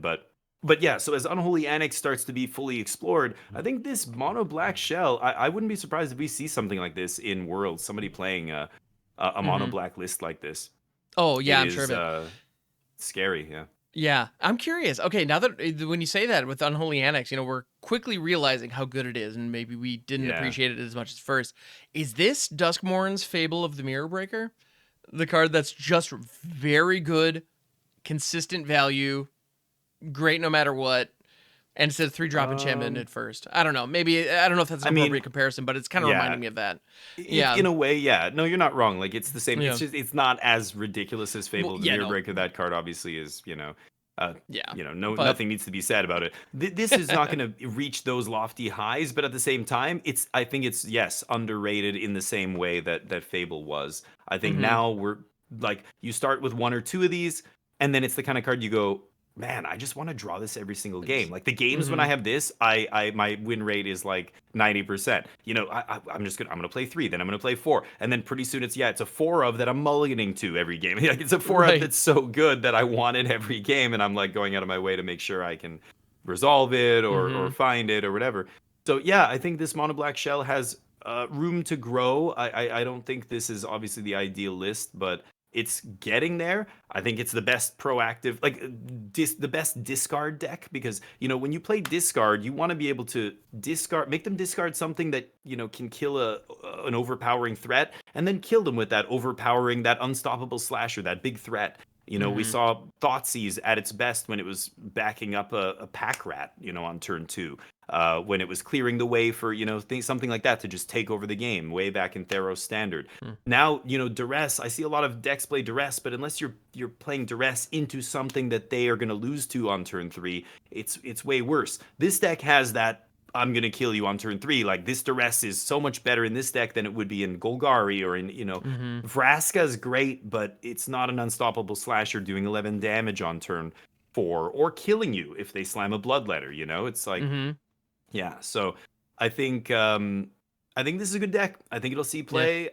Being mono black sucks because you're really restricted in your sideboard options. Like whenever you're monocolored, you're sacrificing flexibility, you're sacrificing versatility. You can't branch out like Domain can and play whatever sideboard you want and be good against everything. You just kind of have to like hope Dreams of Steel and Oil is good enough. Or Right. they got Withering Torment, which was a huge pickup for mono black. Now they can actually interact with the talents, because these decks got smashed by Caretaker's talent decks and stuff. They just can't compete. Right. But Withering Torment gives them an out to deal with those kind of powerful card advantage engines. Up the Beanstalk's another one that you can, if you can Withering Torment, keep them off cards. Meanwhile, you're still drawing, from your Unholy Annex. That should win you the game. So, cool deck, and maybe absolutely. we'll see play. But that's Yeah, all the decks good I see a stuff. lot on the ladder. I think that's basically encapsulating each end of the spectrum. We've got the aggro decks, a bunch of 20, 22 land decks. There's a bunch of different flavors there, from mono red splash green to mono white splash, or mono blue splash white to mono white to Jeskai Convoke. And then in the mid range, we've got Golgari, Orzhov, mono black, mono white, maybe Boros. Yeah. And then in the late game, we've got mono white splash blue, domain. I was playing Jeskai Control. My two favorites right now are Jeskai Control, and honestly, it's crazy, but I'm still playing Squirming Emergence. I thought after Duskmorn, I'm like, I know there's going to be a ton of graveyard hate. I can't play this deck. I know people are gunning for it. You started seeing Ghost Vacuum in the main deck of Golgari at one point, and I was like, oh my god, I can't keep playing this. But then it calls to me. It calls to me, Ham. It's like, I understand. Don't you want to do something fun? Don't you? You don't want to play another sweep or temporary lockdown? Why don't we put Atraxa into play on turn 3? Come on. And now I'm back. I'm doing it. You got I'm it, playing buddy. it. Yeah. Fine, Squirming. God damn it. All right, Squirming. I can't say no to you. Yeah. Absolutely. I get it. I totally get it. It's fun. I love doing it. And it's so powerful still. It's so good. People play Graveyard Hate against me, and I still beat them. I beat multiple Rest in Pieces or Vacuum. I just side in Tidebinder. I side in Frillback. I blow up their Graveyard Hate, and then I kill them like in 2 turns again. It's still a crazy powerful deck, despite the Graveyard Hate that's running around. So who knows? I mean, we might even see that. Yeah. Yeah, no, that's the thing I love is right now, like of all the decks that we talked about that are really the top tier meta decks, the Orzhov Oculus deck is really the only one that's using the graveyard. I guess the Simic Terror deck is too, but that's also kind of fringe, to be honest. So, but graveyards aren't super represented at the top. Yet I've found in my experience that Rest in Peace, Leyland of the Void, Ghost Vacuum, they're everywhere. Oh, yeah. Nobody wants to let the graveyard open up, but it's funny, but to your point, I was also playing, I've been doing Insidious Roots nonsense. I've been doing Mardu Valgavoth Rite of the Moth stuff as well, and still successful. Like they're still winning despite all that. Post sideboard Tranquil Frillback, I've noticed, is the one that can really mess my day up. But aside from that, for somehow it can still put up numbers, if people aren't ready for it. And so there's a part of me that wants to see some kind of graveyard deck show up here, in the hope that none of the pros think anyone's going to do it, so they don't have that much sideboard tech against it. I don't know. I'm hoping that Worlds might have, some Reanimator or deck, or maybe a Squirming Emergence pile. I don't know, but something that can sneak in. I got to tell you right now, Squirming Emergence. Yeah. Right. What? But yeah, if like a Sultai Reanimator or a Squirming Emergence deck or some Insidious Roots deck is represented anywhere, I'm rooting for them first and foremost, and then we'll figure out what after that. I mean, I tell people are trying to reanimate. Like, there's a Rakdos deck that's reanimating with the 5-mana sorcery, the black 5-mana sorcery that, if you gift them something, it puts a copy of non-legendary creature as a 1/1. Coiling Rebirth. I just in the last couple weeks, I think last week, I saw a deck in one of the top 8s of the challenge playing this alongside a bunch of like the Carnosaur and the the black red the Cruel Claw, the legendary dude, the 3/3. All this in the same deck, and I'm just going 5 mana, and I'm over here on Squirming Emergence, just like, my reanimation spell is 3 mana. I should track this, but I really am close. I want to say like about 10 to 15% of the time I can put Atraxa in on turn 3. And on turn 4, it's about 50 or more percent of the time I can put in Atraxa, even sometimes through disruption, which is crazy. Squirming Emergence just being nuts. 3 mana, and with the enabling we have in standard, my list I really like. It's basically just blue-black Reanimator splashing green for Squirming Emergence, and it's so consistent and it's so fast. And that turn 3 Atraxa is still GG for so many opponents. Like aggro just can't beat it. Mid-range decks, even if they have something to kill it, it's irrelevant. You fill your hand and then you just squirming it again next turn. Whenever you squirming and Atraxa resolves, you're almost guaranteed to do the same thing next turn. So you're usually going turn 3 or turn 4 Atraxa into turn 5 Atraxa, like right after if they kill it. And it's just insane. I just keep smashing people with it. And you know, if they have graveyard hate, okay, you wait to draw your frill back, you blow it up, you draw your. I've beaten the ghost vacuum with a Tidebinder. When they go to I go Squirming Emergence, they activate the vacuum, I flash in Tidebinder, and that's it. And then the Squirming resolves and they lose, like, because you know, something huge comes into play. Lumra's been insane. So many times I reanimate Lumra on turn 3 or 4, and then it doesn't matter if they hate your graveyard, because then you can just hard cast every huge thing in your deck because you have 15 mana now on turn 4 or 5 or whatever. It's insane. Lumra is the way you dodge a lot of graveyard hate, because as soon as you ramp to 12 mana, as you have one basic planes in the deck, which means you can hard cast every big thing in the deck.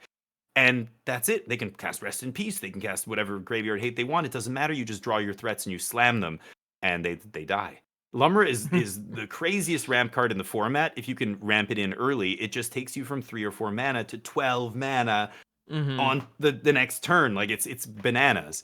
So yeah, I thought Swimming Emergence was great, but yeah, there's a lot of graveyard hate. Don't try this at home, kids. That's for sure. I think you have to really know the deck and what hands to keep and stuff like that, because there's a lot of hate out there, and it's frustrating when they have you know, something in play just eating your graveyard, and you're like, oh god. Yeah. Well, the biggest thing is just know your answers. You know, so you're saying Tishana's Tiebinder is a great shout. I know I use Haywire Might in a lot of my decks. Just for that reason. Because it can just blow up the Rest in Pieces, the vacuums, whatever the case may be. It answers most of the big threats. So, you know, just you got to come with a plan, you know, to deal with the hate, because it's out here. But if you can, I mean, the reason that targeted graveyard hate is so good is because graveyard strategies are cheating. Like, they're straight up you're cheating on mana. You're taking advantage of one of the most busted elements of the game. You are. Therefore, they've made the tools to stop it. So you know, well, you got to earn it. That's why, like, these other reanimation decks, and I'm just like, I don't want to be reanimating stuff on turn 4 and 5. Squirming is 3. Reanimator, like, when I played Legacy Reanimator for many years, and like the card Reanimate is one of the best cards in Legacy, banned in, you know, other formats and stuff. Probably should be banned in Legacy at some point. But just being able to do it on the cheap, like when you reanimating a 7-drop on turn 5, not super impressive. Reanimating on turn 4, okay. Reanimating a 7-drop on turn 1 or 2, like in Legacy within Team Reanimate, or like in Standard, is a far cry from Legacy. Legacy, you get to do it on turn 1 or 2. Standard, being able to reanimate a 7-drop on turn 3 in Standard feels like doing it on turn 1 in Legacy. Like, it's way too early to be able to play an Attract. So that is, you're absolutely right. It's cheating. It's filthy cheating. It's not even like a little bit of cheating. It's like breaking everything in half. Yeah, like you're breaking all the rules. So I feel like I'm playing Legacy against other people's Standard decks when I do that, you know? But I see other people's Reanimator decks. I see Sultai decks playing Cash Grab. I see them playing Cut Down in the main deck and Virtue of Persistence and all these other cards, and I'm like, I think the best version of this deck is the, like, really focused reanimate. That is the plan. All the cards in the deck are trying to do that every game. Reanimate on turn 3 or 4. Attracts on turn 3 or 4. That's what we're doing. And a lot of the other, like, the non-permanent spells, I'm not a big fan of. I like not being green. I like being very light green. What? Sure. You want to say? I just found that funny. No, that's actually one of the things. One card that I was very down on during spoilers that I have done a complete 180 on is Valgavoth, Terror Eater. And listening to kind of you explain that is, you know, an Attracts on turn 3 is pretty good. And Attracts on turn 5, why didn't you ramp to it? You know, because is kind of the thing, because it's a 7-drop, you know, and so reanimating a 7-drop on turn 4 or 5 is like, it's not bad, but it's fine. Valgavoth being a 9-drop that is probably worth 9 is the thing that, like, that all of a sudden reanimating on turn 5, you're still getting a very meaningful advantage that is significantly more difficult to ramp into. So well, with Squirming, it's a little tougher because the mana cost. Like, exactly. I have Portal to Phyrexia, which is 9 in my deck, and that on turn, I've done it on turn 3, but the mill's got to rare. line up just right. Yeah, it's almost impossible. So Valgavoth was the card that everybody was telling me to try. Everybody was saying, okay, so this is surely going to be one of the big targets, because my range is about 7 to 9. I want 7 to 9 big targets to reanimate. I think now I have 9, but it waffles. But people were like, okay, well, you're going to take out one of the portals for this, or take out, you know, whatever. And I'm like, okay, I don't see it. I'll try it, but I'm not sure. And sure enough, I found it to be not good enough. Valgavoth. Interesting.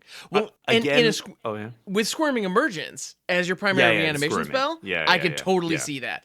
But as someone who's been building with Rite of the Moth, that lines up so perfectly in a way that it just wouldn't with Squirming. So not all reanimation is the same. So yeah. Overlord of the Baelmerk. A lot of people were saying, well, surely this is going to be the 2-drop of choice. And I'm like, I like it, but that's not what I want in Squirming Emergence. And one of the big reasons, people were telling me, surely this is better than Philology Archaeologist. Like that's what I'm playing in the 2 slot, Whale of the Forgotten Philology Archaeologist. And I'm like, listen, 2 mana for 4 cards in the yard, that's fine. That's 1 better than the Philology. But the Philology Archaeologist, number 1, finds the Squirming Emergence to put into your hand to reanimate. And number 2, it's a body with a big old booty. A 0/3 for 2, or a 1/4 for 2 sometimes. That does so much work against the aggro decks. You need to survive to reanimate that Atraxa. If you don't have the nut drawn, you can't do it on 3. You need to get to turn 4, turn 5. That Philology Archaeologist does so much work. Picklock, Philology, Whale, all the cards that mill you, find your combo piece. They all put the Squirming in your hand. Founding is the same thing. Founding mills you, you mill the Squirming, you cast it the next turn off for the Founding Chapter 3. So all of your self-mill finds your reanimation card. This doesn't. Putting a permanent taking a card out of your graveyard and putting it in your hand is the opposite of what we want to do. So it ended up like this card, despite being mythic, is worse than the common that I already have in my deck. Like you have to really think about what the deck wants. And I found Overlord and Valgavoth did not make the cut in Squirming Emergence. Fair. But this is interesting because you wouldn't think so, right? Like you read these cards, you're like, surely this is good in that deck. But, clearly, but yeah. No, which is interesting because Overlord of the Baelmerk, as somebody who runs, I love my creature-based reanimators, and like in my Mardu reanimation, I run 4 of these with Liliana as one of my key pieces of removal. So 2 mana mill, find Liliana, put Valgavoth in the graveyard, hopefully get things going. And in Insidious Roots, Overlord of the Baelmerk is 10 out of 10. It's insane. Yeah. Because in that particular deck, because we want creatures leaving the graveyard, which this puts material in the graveyard, pulls one of them out for you, counts as a creature in the yard. Yeah, there's not much that can pull a Tivar out of the graveyard. Exactly. But this can. This and that's an important card. So in that deck, this became MVP like overnight. Like the moment it showed up, it was perfect.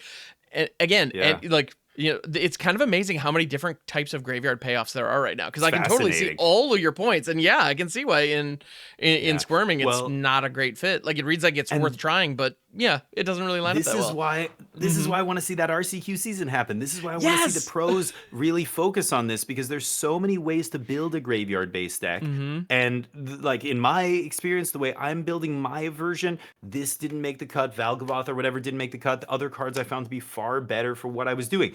But switch over to a different version of graveyard deck, like the Roots deck or like the a Mardu deck or whatever. Suddenly, all these priorities change, and you have a whole different set of self-mill cards that you might want to play. It's like it's so interesting. The Blue-White Azorius decks are playing a whole bunch of different ways. Picklock is universal. That's seing play in a bunch of them. In the Simic deck and in the Azorius deck and in a lot of the decks that are trying to put a lot of spells in the yard quickly.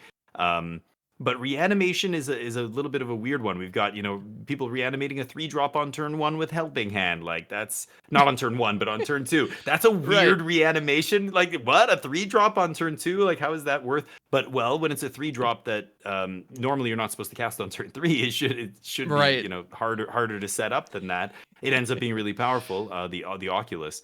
But hey, for my money, I want to go big or go home. I want to be jamming a 7-drop on turn 3, and that's what I've been doing and having a blast. So heck yeah. We'll see. Maybe I'll change my tune once Worlds happens, but I don't know. If anybody on that stage, over the weekend is jamming, if jamming Squirming Emergence, it's if anybody's squirming, that's yeah, exactly. I'll be right there squirming for him for sure. That's that'd be amazing. Love it. Awesome. But with that, I think we've recapped Standard pretty nicely going into Worlds. I don't know what else there's to say. Yeah, it's gonna be a wild ride. I can't wait to see what the pros cook up and what these tournaments are so kind of just self-contained and focused.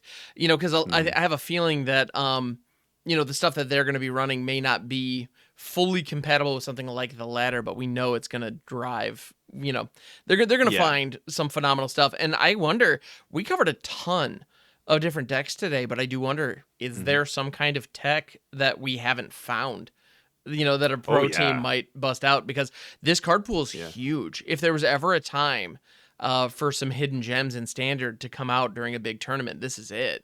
So can't help but wonder. I don't know. It's fascinating that I think the core like build arounds, whether it's Caretaker's Talent, use that as a foundation, or the domain cards like Leyline Binding and the Overlords, or the Bloodletter Slasher thing. Like these foundations, I think aren't gonna change. I don't think we're gonna see some new foundation suddenly show up that we haven't seen before, a new shell.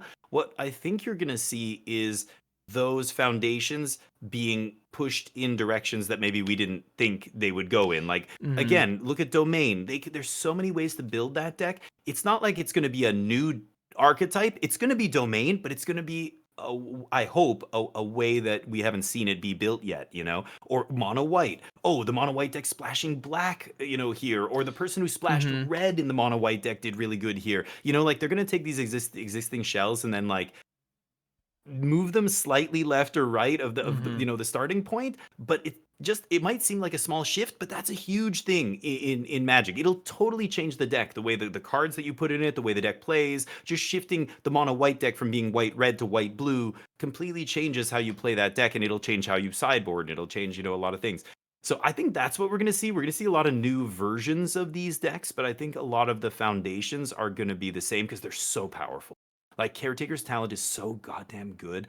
I'm still backing up what I said, when it first came out in Bloomburrow, that card I think is going to be banned before it rotates out of Standard. Ooh. That's my hot take, but it might not happen tomorrow. It might not happen next month. At some point, we're going to get back up to 12, 13 set Standard, and this thing's going to be so busted. Like, it's already very busted. It's so easy to cast. It's so self-contained. I feel like there's going to be a deck that breaks it, and it's just this card ends up having to get banned. I hope I'm wrong, but I don't know. These kind of things. Possible. This card, Leyline, we know how strong these foundations are, so I wouldn't be surprised to see, these foundations all see play, but maybe in different shells. Yeah, slightly different, color splashes or what have you. So we'll see what they do, but let smarter people than me figure that out. I have no idea. Well, that's why we're here talking about it, and we can't wait to see their lists because they're in the houses right now figuring everything out, and we know they're going to find some cool tech, some cool sideboard pieces, whatever the case may be. So good stuff. Yeah. All right. Well, is there anything else that we wanted to touch on quickly, or I think we can bring some for landing? I'm afraid I do not have a question. And question of the week. Okay, I've got a question of the week. Yeah. Oh, you got one? Okay, sure. Fire away. What is your golden age of Magic the Gathering for you? What was the peak Magic the Gathering era for you?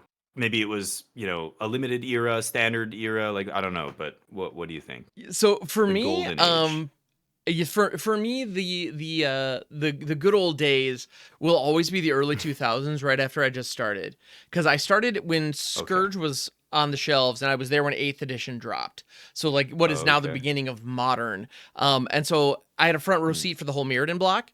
And I'll never forget, one of the things that I loved about that was there was a little bit of, childlike innocence, trying to keep up with the new stuff that was coming down. But I'll never forget opening a pack of Darksteel, having not looked at like any kind of full database or anything. So I was literally reading the cards for the very first time while they were in my hand and reading a copy of Skull Clamp that I had opened out of a pack.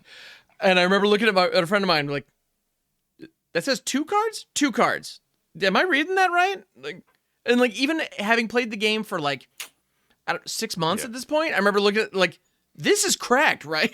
Yeah. You know, like I'll never So, forget that. And so, and that time I remember playing with Wirewood Symbiote and doing big group oh games yeah. where we were playing like 60 card constructed, but in like 5-player pods. Like it was, Yeah. like before Commander really, was a public, So thing. you That might was, say this is a golden age for you because for of me nostalgia personally. mostly. Yeah, Yeah, I'm yeah, 100. I'm yeah. totally Okay. nostalgia blind for it. Absolutely. That said, I mean, the original Ravnica block, Mirrodin, Kamigawa, like there were some banger cards that were coming around there, but I got to be honest, I was not keeping up with the tournament scene at that time. So as far as Yeah, right, tournament yeah. Magic goes, funnily enough, like I started streaming Magic around 5 years ago now, and so I have Mhm. a lot of fond memories of trying to shoehorn fires into various, fires of invention into Oh various yeah. formats where it didn't, where it wasn't competitive, and having a ton of fun with that. And so, Mhm. my favorite standard, oddly enough, has to be kind of probably the post Oko ban, Throne of Eldraine Post standard, which Okaban. Oh, yeah. interesting. I really Okay. enjoyed that time in standard, because I Huh. was, using cards like Fires of Invention. Ilharg the Raise Boar was legal for a while there, and like that Yeah, kind of Throne nonsense. was so powerful. Throne got Yeah. weird, and there were a lot of really unpleasant, dumb stuff. I mean, because it was also the same time Three Mhm. Fairy was running around. Well, no, I guess was Adventures. that the same ban, or was it Adventures Oh, was I mean, silly, like yeah. Lucky Clover, all Omnath that had to be jazz. banned. So there were a Yeah. lot of bans that occurred around that time, but at the same Right. time, I'd be lying if I said that I Hmm. didn't fall in love with trying to brew in standard, and That's very funnily enough, interesting. Interesting. a Rakdos Reanimator deck running, cards like, right now I absolutely love, the, Fear of Missing Out, is one of my Oh favorite yeah. cards from Duskmourn, and it's Yeah, it's great. because it reminds me of Rixmati Reveler, which was one of the ways that I would fill my graveyard back in the day, which was a Hmm. spectacle, a Rakdos, Yeah. like a true Rakdos card from Ravnica Allegiance, Hmm. and so Wow. This is a I don't know, rare. I can't believe that. that was It a feels rare. so weak compared to like Oh, modern day rares, like Fear of nowadays, Missing Out or whatever. Same cost, right? better Yeah. stats, Hmm. discards, gives you an extra combat step is like insane compared to this. Yeah, I remember this Yeah. card. Yeah, Anyway, I never played with it much, but I remember it. most people didn't, Yeah, and for good reason. But yeah. but anyway, I That's have a soft funny. spot for that. That time was, So Arena was still new. But yeah, how about so you? What your was your answer then? Hold on, just to clear. So your yeah, yeah. answer is either early 2000s, like Mirrodin block Yeah, Mirrodin Black. I had around, a lot of fun with and, Mirrodin. Yep. or around Or this the Throne of 20 Eldraine time. yeah, the 2019 2020 standard. Like that was, or 2020 twenty It's twenty one standard was like, yeah. I love it, Ham. I love it. You buck the trend, which I love. I I think know. if I asked most players, they would say those are probably two of the worst eras in competitive Magic. I 100%. know Mirrodin block was the first time they saw a dip in like competitive turnouts Mhm. and tournament attendance and everything. There's Oh, like I a understand. crisis of, yeah, it's so Oh, funny. I was in the right place at the wrong time, but Yeah, I'll and be Throne of lying if I Eldraine. wasn't. Oh, It yeah, was like all the it, bannings that happened in I have a Throne. lot of It's like that nostalgia was a for that. terrible Yep. time. That's funny. But for Anyway. me, I don't know. That was a tough one. So I saw people Yeah, yeah. on Reddit. People were asking about this, and a lot of people had different ideas. But I saw one person who immediately, as soon as they said it, I remember. Yeah, I'm like, yes, that was it for me. I think it was from about just after Innistrad block Mm. to Cons of Tarkir, just after Cons of Tarkir came out. I think that was the best standard has ever been. So I came back to the game, like I played the game as a kid, in the 90s and Mhm. all throughout, Right. the early 2000s. I guess I stopped at about, yeah, before Mirrodin dropped. I had stopped playing Onslaught and all that stuff. I never experienced. I came back to the game in original Zendikar when OG Zendikar dropped. And that standard was not great because Jund was still a deck with Bloodbraid Elf and everything. Jace the Mind Sculptor was just about to take over standard. It was not a great time for standard. Like I think yeah, not great. But eventually, once Innistrad came out, things got really awesome. I remember just the Mm. Snapcaster decks, and then from there till like just after Cons, we had so much variety in the decks and everything else. There was even way later with Siege Rhino and Cons did kind of a number on standard, but But there were so many viable decks just before cons came out, like that whole stretch, like Mm-hmm. Return to Ravnica came out, and oh, what other sets? I can't remember now. But I don't know. I feel like that was such a good time. I just remember there being so many viable decks and really wacky decks like Reanimator decks and Control and Aggro and Ramp, and people were doing all kinds of stuff, and it was I remember it being really great. I don't know why that stretch, but Mm. it's a big stretch. It's like three years or something. I don't even know, but I miss it. I kind of Standard was so powerful. Like again, we had Ponder and Preordain, and Mm. Splinter Twin was legal in Standard for a Ooh. while, and there was Stoneforge Jace, and you know the Stoneforge decks got a little bit ridiculous. The Cobblade decks, they kind of dominated for a long time, Mm. but I guess it was after that. Like there was like this period of just like crazy. I remember, Kibler playing green red ramp into Titans and stuff, and then other people were playing Reanimator with Liliana of the Veil, and Soul or Solar Flare like Reanimator. I Mm. don't know. They called it Solar Flare just because it was Esper colors, but anyway, Huh. that was Interesting. my favorite time. I don't know. Now I can barely remember half the deck lists that we used to play. But Yeah. yeah, that would have been it for me. Nice. But Unfortunately, I maybe, took I took like a yeah. decade off, and so I missed all of that. Mm. And I hear Oh, that interesting. you're not the only one I've Yeah, heard, talk about how talk about it. just Yeah. how tight that gameplay was. Yeah. I guess it was the sets too. I think it has to do with the set design. Like they felt cohesive. That was the last time we had blocks that all played off each other. Like it was the same three set blocks and stuff. I Mm-hmm. think that's what it is for me. I think Magic went downhill a little bit when they stopped doing that. I don't know why. Yeah. I like the old blocks way of set design, way of Mm-hmm. producing cards. It felt like you could fully explore these mechanics because you had the time. You had multiple sets where they would continue to flesh out the same mechanics.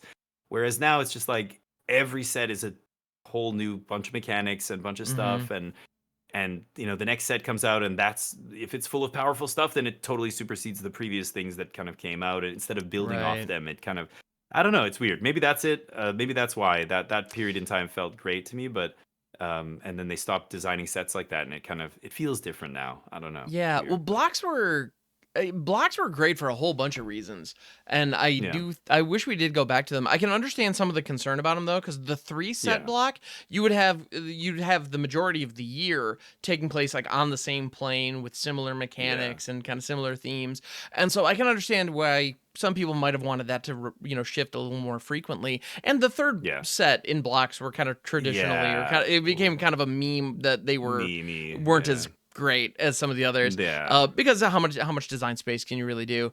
But Yeah. we've seen a number of two set blocks, like Hmm. Innistrad Crimson Vow and Midnight Hunt come to mind as like an Hmm. example of, we were in, we had two full standard sets that told self-contained stories but on the same plane, and were following one another, and they were allowed to Yeah. build off of each other in some interesting ways. And then we were done, and we can move on to the next thing, and that felt right to me. Like I really enjoyed those. And right But that now was we're the just kind last of, time yeah, we saw that, right? We last time haven't we did seen that something like since that, yeah. then. Was Crimson Vow was the last Mm-hmm. set, because I'm pretty sure every set after that's been a standalone set, and the sets that they're coming out Yeah. with, the upcoming sets, I'm pretty sure they haven't said anything about them being, a pair of sets tied together Yeah, or I don't think anything so. like. I mean, unless you count So Aftermath, yeah. which I would prefer we don't. So yeah, Oh that's, yeah, yeah, that big was a thing. score. But Yeah. yeah, and the big, yeah, all that jazz. But for the most part, yeah. The other thing that was great about those back in the day, I mean, to be fair, I love the story articles that they're doing now. I think that's a great way to Mm-hmm. make sure that the content is available to everybody and they can Mm-hmm. experience the story of the set. I love that.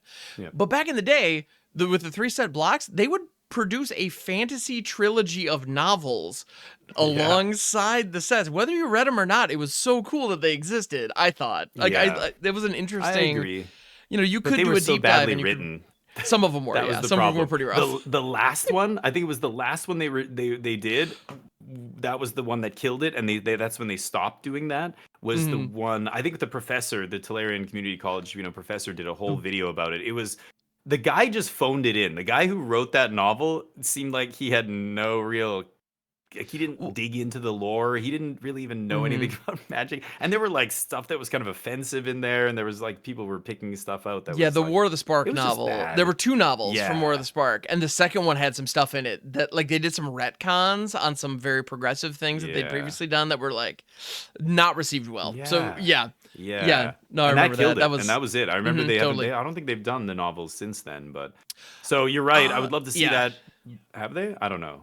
I mean, I'm trying to remember. I know Ikoria had one, but I think that was prior to War of the Spark, or was that after? Anyway, but it was kind of a like, and the Throne of Eldraine had one as well. But I think those were, well, Throne of Eldraine was immediately following. Yeah, those had novels, but I have a feeling those were probably in production when the War of the Spark stuff happened. You're probably right. Because with Theros Beyond Death was the set where there was no story. And like, and that came along with it, and everybody was kind of like freaking out, like, what happened? Because clearly, no novel came out. There was no novel, and there were no story articles, and instead there was one article that got posted with a story synopsis that was basically like the outline of what the novel was going to be, and it's kind of a shame because it actually read like a pretty good outline for a novel, and it's like, well, that would have been neat, but all right, and it's just never happened, and and we're well past it now, so I think we can anyway, but we'll see. I mean, I like the lore. I think it's a big part of the game. I think they should still produce that stuff, but who knows? Maybe we'll see a Magic the Gathering TV show on Netflix soon enough. Apparently, that's still in development. I hear it surfaces every few years, and then it just disappears, and you don't hear about it for like 3 more years. And I assume it's never ever gonna come to fruition, but. Well, the one that they announced like 4 years ago or whatever, starring Brandon Routh as Gideon, that one like just recently got canceled, and then the week after years of no updates. And it was funny because it was like right before the cancellation came out, I saw a bunch of people like on social media being like, they said it would be out by the end of this year, and it's it's like July, like. Good luck, guys. Like, what sure, because you think they wouldn't have told us if that was working, or if that was on track. After I read that, though, I read about it getting canceled, and then 2 weeks later or something, I heard that they were in talks to do it again. Yep, a whole different crew apparently picked up the rights or whatever, and is trying to relaunch it. Which, I mean, sure, that's one of those where it's absolutely, I'll believe it when I see it, kind of a situation where it's like, I'm glad somebody's out there working on it. But absolutely, it would be awesome. But I mean, I absolutely loved Arcane. I thought that show was absolutely fantastic, and it was a beautiful interpretation of the lore that's in a game where the lore is secondary to the gameplay, but it actually it was a vibrant environment that told a very interesting, very emotional story. Now, I also understand that cost Riot a ton of money. 5 years. It was like 5.5 years in development. Like it's which Wizards like we're waiting 3-4 years anyway to hear about an update. So but it would require a massive investment on their part, and I think that's the part that they are. Wizards always feels like they're just trying to get the most bang for their buck, and that's it. Whether it's hiring an author to script their novels or whatever else, and then things that end up blowing up in their face because they're trying to find ways to do it on the cheap all the time. They would have to invest a significant amount of money, but God, would that be insane? And can you imagine what it would do for the game? It would look at stupid Fallout. I love Fallout. I played a lot of Fallout, but Fallout games are fun, but. That show did so much for that game. It's insane. So many people who would never even try Fallout were like, "Oh, I should play the game. This is a cool universe or whatever." Like, wait, the games are like this? Like, actually, no-brainer. Like, exactly. But do it properly. Like, do it right. Like, do it right. Stay true to the source material. Like, give the fans what they want. Like, that's how you do it. And you can still have a story that brings in new players, while also, not pissing off your whole fan base by, I don't know, making poor creative decisions. 100%. And in all fairness, right now, Wizards of the Coast is, hiring a ton of excellent authors to produce regular story articles that are available for free on their website, and they're even doing audio versions of them now. So I gotta say, if they're looking for something on the cheap to give the people some content that they can dive into, if they want to go deeper in the story, they're knocking it out of the park. They have identified what's important, and there's no printing costs associated with releasing it online, all that jazz, and they're even hiring voiceover to do readings of it. That's amazing. So I love that they're doing that, and I hope that continues for sure. And but the other thing is just other avenues, other things. I mean, the lore is here. I thought, it's they could expand it. Yeah, there's so much they could do. I was very impressed with the animations they put out for the last couple of sets. For the release video or whatever, the Bloomborough one was awesome. I was like, amazing. Oh my god, this is great. Yes, whatever animation house you outsource this to, do something like this and make a show out of this. Like Bloomborough, okay, whatever. I'm not sure. Sure, you could do the red wall like animal thing, but even just like this kind of thing, but in the wider Magic universe, like it doesn't have to be cartoony like that, but an animation would work. It doesn't even have to be live actors. Like that was super cool. And Kamigawa was really good. A couple of sets they released really good ones. So that's good. That's a sign that they're kind of at least putting a little bit more effort into the creative side for the the aspect of the game that is not tied directly to the cards. Like this is the lore, this is the media surrounding the game. Spend a little bit more time and effort on that. And people love that stuff. I did. Oh, in my opinion, the Kamigawa Neon Dynasty trailer is the finest film that came out that year, like 2022 or whatever. It was so good. It's just they nailed it. Nice. Anyway, I love. I thought that one was absolutely fantastic. Well, and that one was an anime music video. It had it was completely different than the one we saw for Bloomborough. Also, the Bloomborough teaser, there was a very short one that appeared on their streams that showed up in a number of advertisements. There is a full length version of that that's like 3 minutes long or so that tells a little bit more of a story where they actually do battle with one of the Calamity Beasts at one point. It's awesome.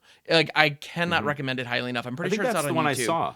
Yeah, I believe it. I think I saw that one, the 3 minute one. Yeah. If you just saw one little thing where with the with the little band of heroes where maybe looked a little inspiring for a second and then it cut away, that's the teaser for the trailer. There is more out there and it's awesome. The full trailer is great. The full trailer is great. It was so well done.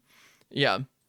So hopefully in the future we'll see. We're hopeful for more Magic stuff. Gathering show, or movie or something. Well, yes, that's why. Yeah, those are the things that I remember when we think about the golden age of the Magic that I know and love is when we could very easily get immersed, and there were opportunities for immersion, and the more of those we have, the better. I'm all for it. Totally agree. Yeah.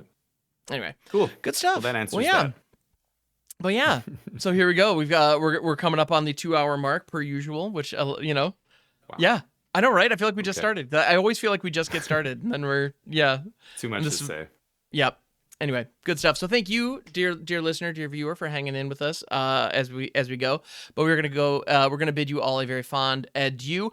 If you are at MagicCon Las Vegas this upcoming weekend, I'll be there as alongside Seafair Verda Jr., as well as Headology Magic from Team MagicJank will be there too, and just a ton of great creators. Come say hi to whoever whenever you see somebody and you're like, oh my goodness, that's so-and-so, go say hi, because it means a lot. That's why they're there. Yeah, and also you guys are gonna have a great time. I'm jealous. And I give out free hugs. It's always consensual, but if you're interested, you can come redeem one. Yeah. As somebody who's had a hug from Ham, he's a great hugger. I pride myself on my hug skills. Yeah. Anyway, very good comforting. Stuff. Yeah. So do you have anything that you want to plug before we Nope. Still making a ton of content. I'm on Twitch at DamienF16. I've got 2 YouTube channels. DamienF16 is where I play non-Magic games on YouTube, and then DamienF16_Magic is where I post a lot of my all Magic videos. So drafts, we've done a ton of standard challenges and other things I'll post on there. And writing articles still on mtgcircle.com if you guys want to go check out some of the articles. I just had one drop today about the domain overloaded on Overlords deck with 12 Overlords and talking about how the deck plays and everything. So go check that out. Otherwise, Twitch and YouTube, come say hi, drop a comment, drop a sub. That's always appreciated. But no appearance in Vegas this year. If you do want to meet me in person, you'll have to buy me a plane ticket there next time. Well, next trip to Vegas is going to be next year in June. So hooray! In June. Yeah, really? They released the festival schedule. It's going to be Vegas in June, which is going to be around 150 degrees Fahrenheit, I'm sure. Yeah. So, and Chicago is in February, which will have the opposite problem. So anyway, I hope they got a good deal on the convention hall. That's all. Yeah. Anyway.